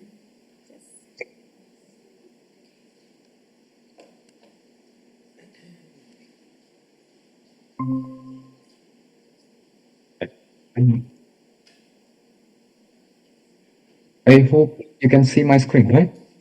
Yes, we can see it. Okay. So, my name is Bravin Baiju, and first of all, I'd like to apologize for not being able to be there and do this presentation in person, as I had to work today. Yeah. So I applied for the vice chair role, and I've not been in ESN for a long time. I've just been here for just 1.5 years or so, and I've been in ESN Hanover. And right now, I'm the critics manager and also one of the PR managers. In the national level of ESN Germany, I am part of the PR team and currently focusing in the WIM committee. And also, I've not done so many national events, but the one I've done is the NA in Hanover. And I've also helped in that event. But I have some events that I've planned for the future. So one of them is web, that's the next week. And I'm also part of the safety and well-being team for web. And then the end of this month, we have the national training days. I'm also part of the organizing committee for that. And in next year, we have the ESN Slovakia's ESN Adventure Train. I'm also planned for the OC for that. And I'll be focusing mainly in the design and marketing team for it. And yeah, so why me? Why elect me? That's an important question. So my ESN experience, so I'm active in both local and national level. So in local level, I organize events for local students, Erasmus students and international students. I'm doing the PR, marketing, graphic designing, etc. And in the national level, I'm also part of the PR team. So, and my commitment to ESN as a general would be to be welcoming to everyone, to be inclusive of everyone, to help everyone get the Erasmus spirit. As an international myself, I also experienced the same thing, and I got to experience the ESN energy, and I want to give that to the next students who are incoming. And my commitment to the members and the board would be to have an open communication, clear communication, and have transparency between each other, and to make stuff happen in a smooth way so that we do not have major problems. Also, talking about my skills, I think I'm really good at organizing things. I organize events for ESN, of course, and I also work as an organizer, event organizer for the international office of Aloha. So that's one of my skills. Then to stay creative, I make music. I direct films and I DJ a little. That's another side of me. Then communication and PR, I've already discussed about that. Then event management, I've already discussed. I work as an event manager. Then multitasking. So I would say that I'm a multitasker because I manage 3 jobs at the same time. I volunteer at ESN, I volunteer at the International Office of Aloha, and at the same time I study. I do my master's in physics, so managing all of these things, I would do multitasking all day long. Even now I'm multitasking, I'm working at the moment, so that would explain multitasking for me.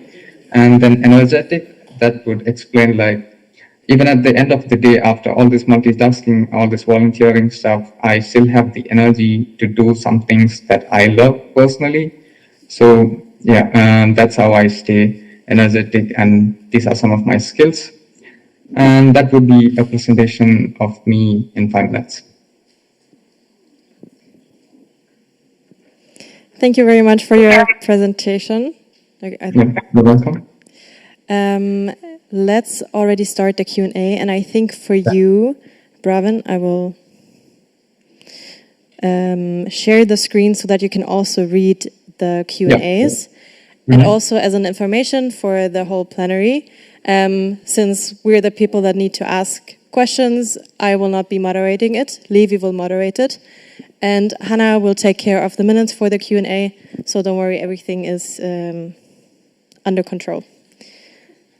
Let me share my screen for you, Bravin.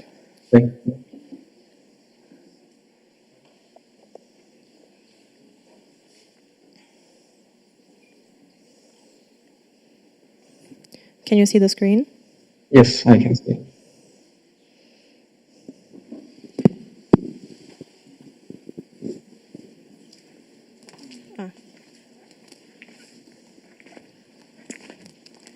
How can I?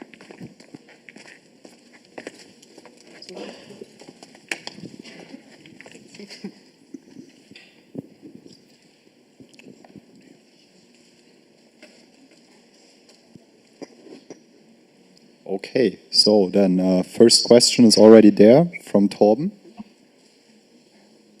Yes, Torben is in Berlin.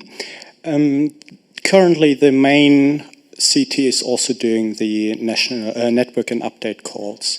Chiara, do you have any plans to develop them further? And if so, how would those plans look like? Thank you very much for your question. First of all, I would like to distribute the task of the CT a bit better. I'm not sure if you know the task description, but the network and update call is a general task of the whole CT. So it will not only be me doing the network and update calls for the next mandate, but I will do it together with the vice chair and also with the technical chair if they're interested in it. That means that there are more people than one person to bring in more ideas. So I will definitely talk about this more. And I think that's also something that needs to be discussed with the NB and maybe also the national level, because they're the ones that give the topics. I'm only giving the space for the topics, right? Or the CT is only giving the space, but the contents come from the national level. So therefore, I don't think I can say much now without consulting them, because it's about their topics and I don't want to make the decision for them.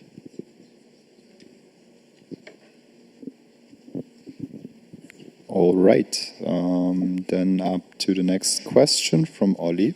Yeah, Oliver AB at Bravin. Like in the task description of the vice chair, it's written that one of the requirements are German skills in writing and speaking. And since you're an international student, I would like to know what your levels are there. Okay, so my current German level is B1. So I'm doing my B2 from this semester. So I am okay with writing and listening, but speaking is a bit off for me. But I work with German-speaking students, so I try to improve it as soon as possible. So, yeah.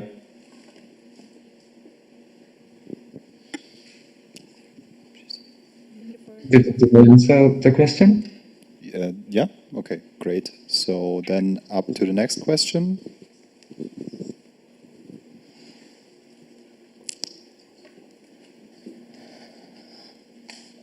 Oh, I don't even have to stand right. Okay, I'm going to sit down again. Hi, Charlotte, ESN Berlin. My question is also for Bravin. I wanted to ask, as you said, you're already multitasking a lot of stuff. Congrats to that you're already doing this. But of course, this is an added mandate then. So my question would be, how do you consider to find time for this added topic and also the concentration for the mandate? And then also, how would you prioritize your tasks? Yeah. So thank you, Charlotte, so for the question. So what I would currently do is that right now I'm working, so it's mini jobs for me, and my studies also are part-time. So I do have time for everything. I try to find time. So as now I found time to attend this meeting. And I would prioritize the things that I need. I would already plan them beforehand so that I have an idea of the things that I can do in a day or in a month or a week. So yeah, that's the way how I plan everything, and then it's easier for me to multitask other than just waking up at one day and just, okay, let's do all of this together. So it's difficult for me if I do like that. So I try to avoid that and plan accordingly.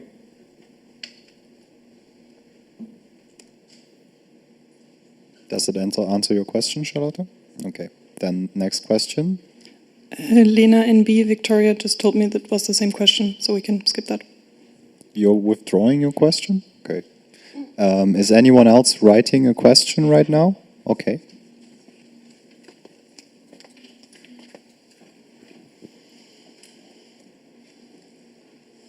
Applicants, use the time to read your appreciations.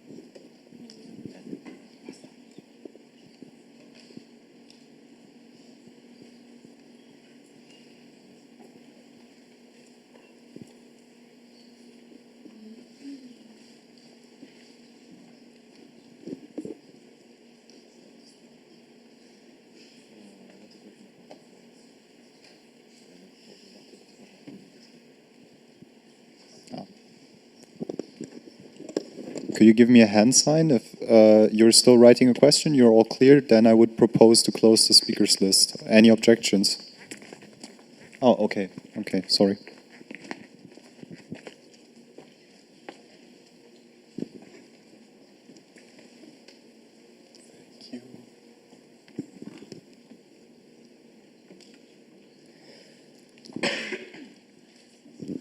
Can you open the question? Yeah, you can. Just real quick, now that Victoria also did a question, once more, I'm proposing to close the speakers list. Any objections? Yes, you wrote your question. I'm asking if I can close the speakers list, if anyone else wants to ask a question. Okay, then we're closing the speakers list now. And please, Christian, continue with your question. Christian Esentomi. So I guess we had the question for Brevin, so it's only fair to also ask Zita. You're also pretty involved. What makes you sure that you can deal with all responsibilities, and how would you prioritize? Thank you for the question. I'm aware of the two NO's, for example, timeline. In Hungary, we have the National Assemblies always in November, the end of February or beginning of March, and end of May, beginning of June. So that's why it wouldn't be at the same time, so I can attend both NAs. And otherwise, I have a really good team back home, and that's why I can proudly say that we are working together. And if I want to go to an NA, for example, here, I can distribute the tasks better at home. And I am really, really looking forward to work here, if it's possible, because if I don't get elected, I would be still interested to come to the NA as international guest and bring other members from my section to make ESN Germany also more colorful with more members, international guests and everything.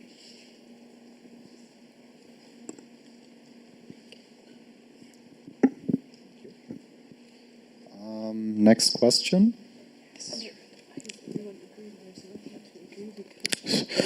Hello, I'm Yahya from ESN Bochum. Excuse my poorly written question. I just wanted to ask that you mentioned that you are actually working right now in the same time of the meeting, and you're stressed, or you stressed the point that you can efficiently multi-ask, but the question asks itself, how can you actually focus in the meeting if you're actually working right now, or how can you actually focus on your work if you are in the meeting right now? And would that happen with ESN in the future, that you have a working meeting, for example, and therefore you cannot efficiently do your ESN related tasks and vice versa? Because for me it makes a little bit no sense that you are attending the meeting, focusing on it, representing yourself, and at the same time you are working. Thank you so much. Thank you for your question. So I think that question is for me, right? Yes. Yeah. Right now, I do not have any problem with working. I can attend meetings in my work. So, what my work today was to help international students who came to Hanover for their new semesters. So I went there, to hand over the keys and show them around. So right now I'm in a break. I'll be here for like 10 more minutes or 20 more minutes, and then I'll go back to the next person. So I planned it accordingly, like 3 days ago when I talked with Kiara. So that's how I did it today. So I try to do it in a similar fashion every time. So I plan it, I talk with the people, I schedule my meetings or anything that I have way earlier, so that I have enough time to do everything. Also, during this time, I am also planning for the ESN local ESN events right now. So I'm planning that also together with everything. So I try to do it in a way that it does not clash with my work time. And also my work is like flexible, so I can go whenever I want. I can film whenever I want. So ESN does not affect my work, and my work does not affect ESN also. So I'm quite flexible with my timing. So and it helps me multitask because I'm flexible in my timings. Yeah. Okay, thank you. Sorry for interrupting you, but you're over the answering time right now. So okay, yeah, sorry. I'll go to the next question.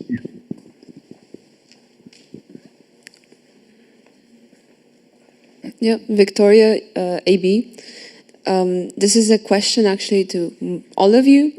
There's been discussions that the main chair task portfolio is overly broad. Do you agree with that? And do you have any solutions to maybe distribute those tasks amongst your team, assuming you're elected? Yeah, thank you very much for your question, Chiara, main chair. I think, and I said it before, with this mandate, we had the problem that all of us didn't have a proper onboarding. That means that we weren't quite sure what exactly we would need to do. And because I was appointed 1 week before my vice and my technical chair, meant that I took on a lot of work that I recently found out it wouldn't even be my task. But now I know, because I was going through the CT task description together with Lena and the NB before they sent out the new open call. And I noticed that a lot of things that I was doing on my own are actually general tasks. So they're already general, and I just took them on because I assumed it would be that way because I didn't know better. Now I do.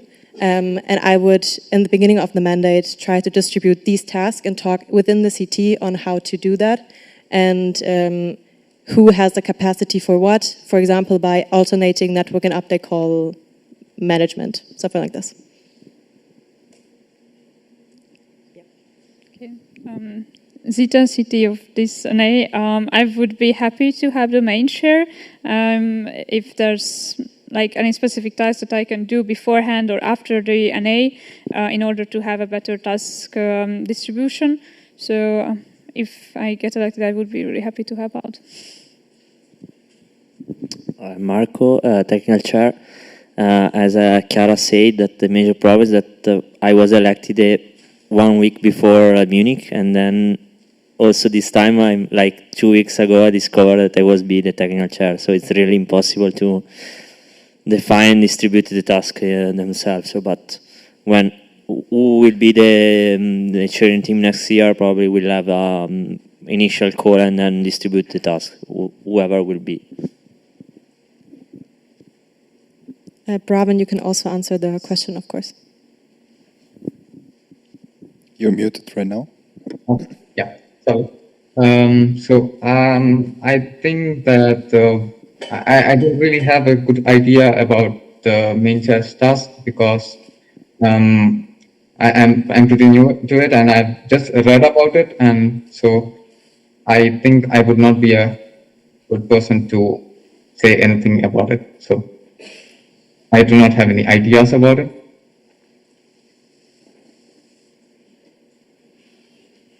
All right. Okay. Thank you all for your answer.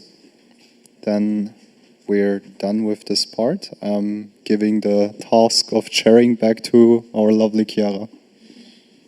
Thank you very much for the Q&A, and also Livia and Hannah for helping us out, and Magnus. And thank you, Braben. I will end the call, but thank you again, and I'm sure we will chat. Bye.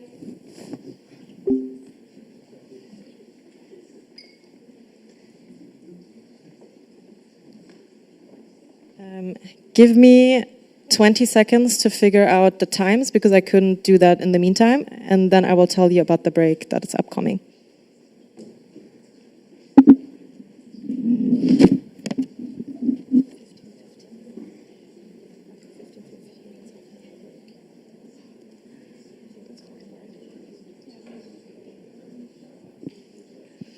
Okay, I was early figuring it out. That's perfect. Sorry. We will have a break. Please be back at 15:15. So half an hour break. Make sure that you're here sitting and ready to go. I think Ollie will also say a few words from the OC. Yeah. So the break again is again in the room in the area up here, and downstairs is still TK, but we also put up the sugar cubes envelope. So for everybody who doesn't know what they are, like they are envelopes for every participant and OC and helper. And if you want to give some appreciation, or if you met a nice person here and want to write them a nice message, you can do that, write it down and stick it into the envelope. Thank you.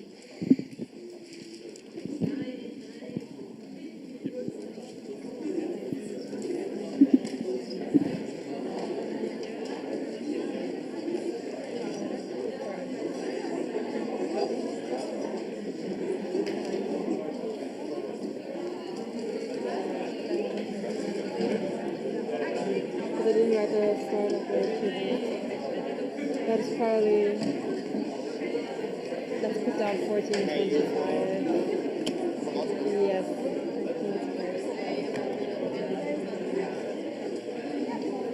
Yeah. I have the text.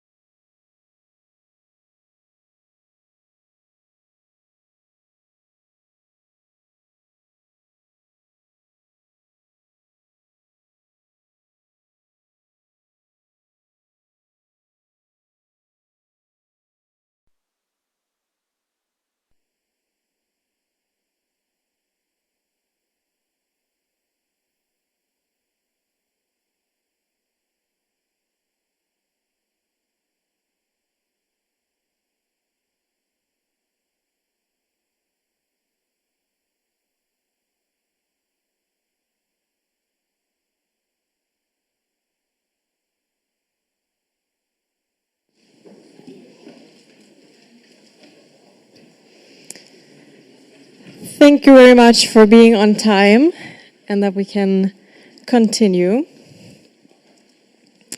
I would like to ask Sylvie and Martin to present the National Training Days.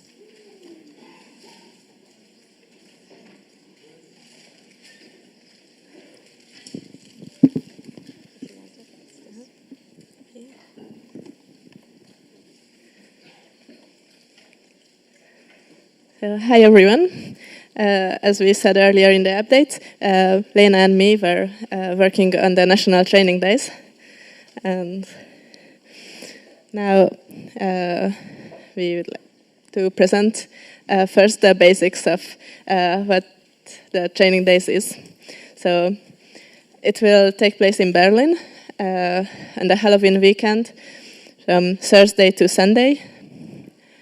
And we will have spots for 33 participants, and we have 4 trainers, including Lena, Yanis, and me, and international trainer from ESN Italy. And we have 3 OC members, Bravin, Martin, and Eileen, who is not here. And participation fee is 96 euro. So we worked on the grants really hard to bring it below 100. And then most importantly, the registration is currently open, so you can sign up anytime. And it's more or less first come, first serve, so we approve sign-ups before the deadline is over, so sign up fast to get a spot. And about the target audience, so if you're wondering if the Training Days is for you, then yes. We will have some sessions that are targeting mostly local board members, but all others are, other volunteers are also welcome, because that's we have a lot of workshops that are good for everyone, and also we will plan the workshops according to who signs up, so we can adapt a bit to your needs. And we created the agenda also based on what sections told us in the section calls, and our findings was that you wanted workshops on event management and inclusivity and motivation and volunteer engagement, healthy volunteering and HR strategies. So these will be the main topics, and we will have 8 different sessions around these topics, some in parallel tracks and others are all together. And we'll also have some Halloween themed social program that the OC is preparing. And hopefully a lot of fun. Yes, and I can especially tell you something about like the possible bonding and long-lasting experience, because here you see a screenshot from my ESN CV. Don't read through it, but I can tell you all the pink stuff, all the events, all the positions would probably not have happened if someone didn't convince me to go to the National Training Days in 2023, which were my first event and motivated me for basically all the others. And I went back like to the group picture from this event and looked at it and saw I'm definitely not the only one. Because, for example, from those training days, we have some people who are still active on a national level today. So we have Clara, for example, from the PR team. We have Janus, who's in the section care team, and also being a trainer for those training days. We have Claire, who organized an NA as head of OC and is also regional coordinator now, and also me as in the local board regional coordinator, and maybe also tomorrow or Sunday legal auditor. And that's also still not covering all the people. There's multiple, I lost count, future local board members, local presidents, also future national board members actually, or for example the now training coordinator of ESN Czech Republic. And where I want to go with this speech now, it's only a short amount of time to tell you this, But I hope you can understand that going to the training days, there's an enormous potential for yourselves or people from your section, maybe even ES in Germany and beyond. And even if you personally don't have time to go or some other reason, we hope that you can join, of course. But I'm sure you all have like awesome volunteers and motivated volunteers in your section. And if you can't join, then please try to convince as many people as possible. I can guarantee you it will be worth it.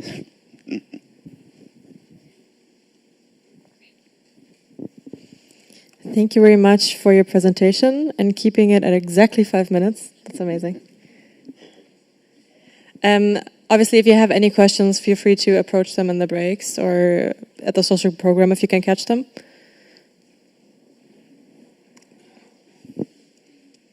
And we will actually continue with the workshop description. So, Sylvie.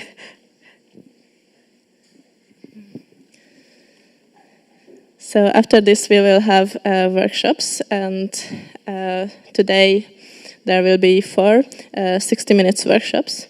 And you can find the workshop descriptions in the agenda at the workshops part. But now I will talk about them shortly. Today we'll have Impactful Activities workshop by Hannah and me. It's about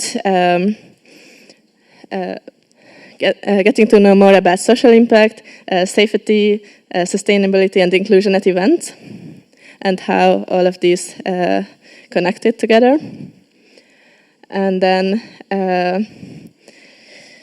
Lena will hold a session about regional development. So it's for everyone who is interested in becoming RC or currently RC or interested in tasks of the RC connectivity without the region or the LPs. And then we will have Advocacy 101 workshop by Philip, Louise and Victor. Here you can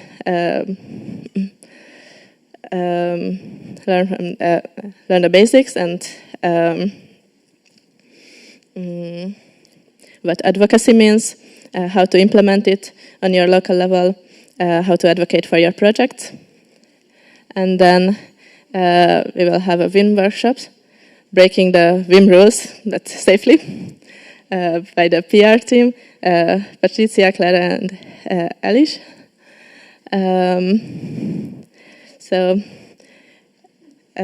Here you can learn the basics of WIM and graphic design and how to work with WIM. You can also find the rooms in the agenda, and the facilitators will help you also find a room. So if you are interested in impactful activities, you can follow Hannah. And if you're interested in regional development, then Lena. For advocacy, Philip. And breaking the WIM rules, Clara. Okay. Okay, before everyone goes into their workshop rooms, I would actually like to propose a change of the agenda, because right now we're 30 minutes, even more, 30 minutes ahead of schedule. And I would like to add at least 10 more minutes to the workshop slots, which gives you 5 minutes to go into the room and 5 minutes to get back, so also that the trainers aren't as stressed to wrap up their sessions. Are there any objections to this proposal to add 10 more minutes to the workshops? Okay, then I will change it, which means please be back in this room at 16:33. It's in exactly 70 minutes. You can find the workshops again in the agenda, and have nice sessions, and I'm looking forward to welcoming you back.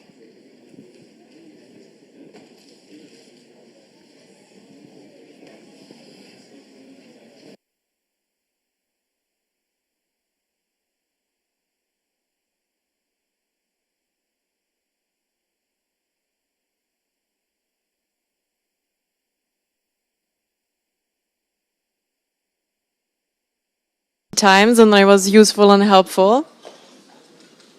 Yes, some appreciation. That's nice. It's getting late, and that suits well because we're almost done. We will close the day. Then after the OC, we'll do a short announcement. Before Philip comes up and says his goodbyes, basically, for today, until you see him at the social program, maybe, I don't know. I just wanted to quickly mention that after the closing and the OC announcement, we have the reflection groups. And I will say something after the Philip and the OC talk so that you don't stand up and run outside of the rooms already. So just wait for me then.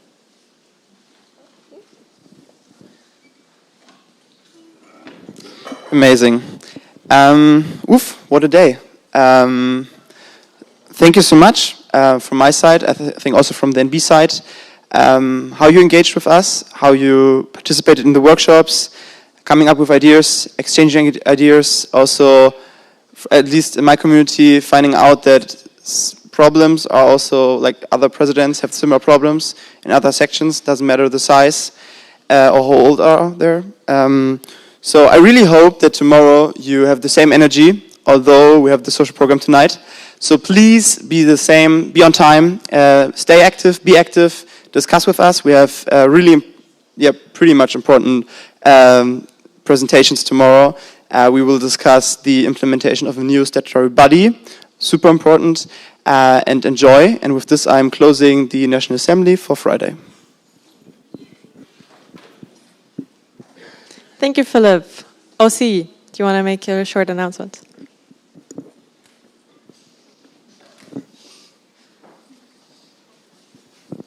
Thank you very much.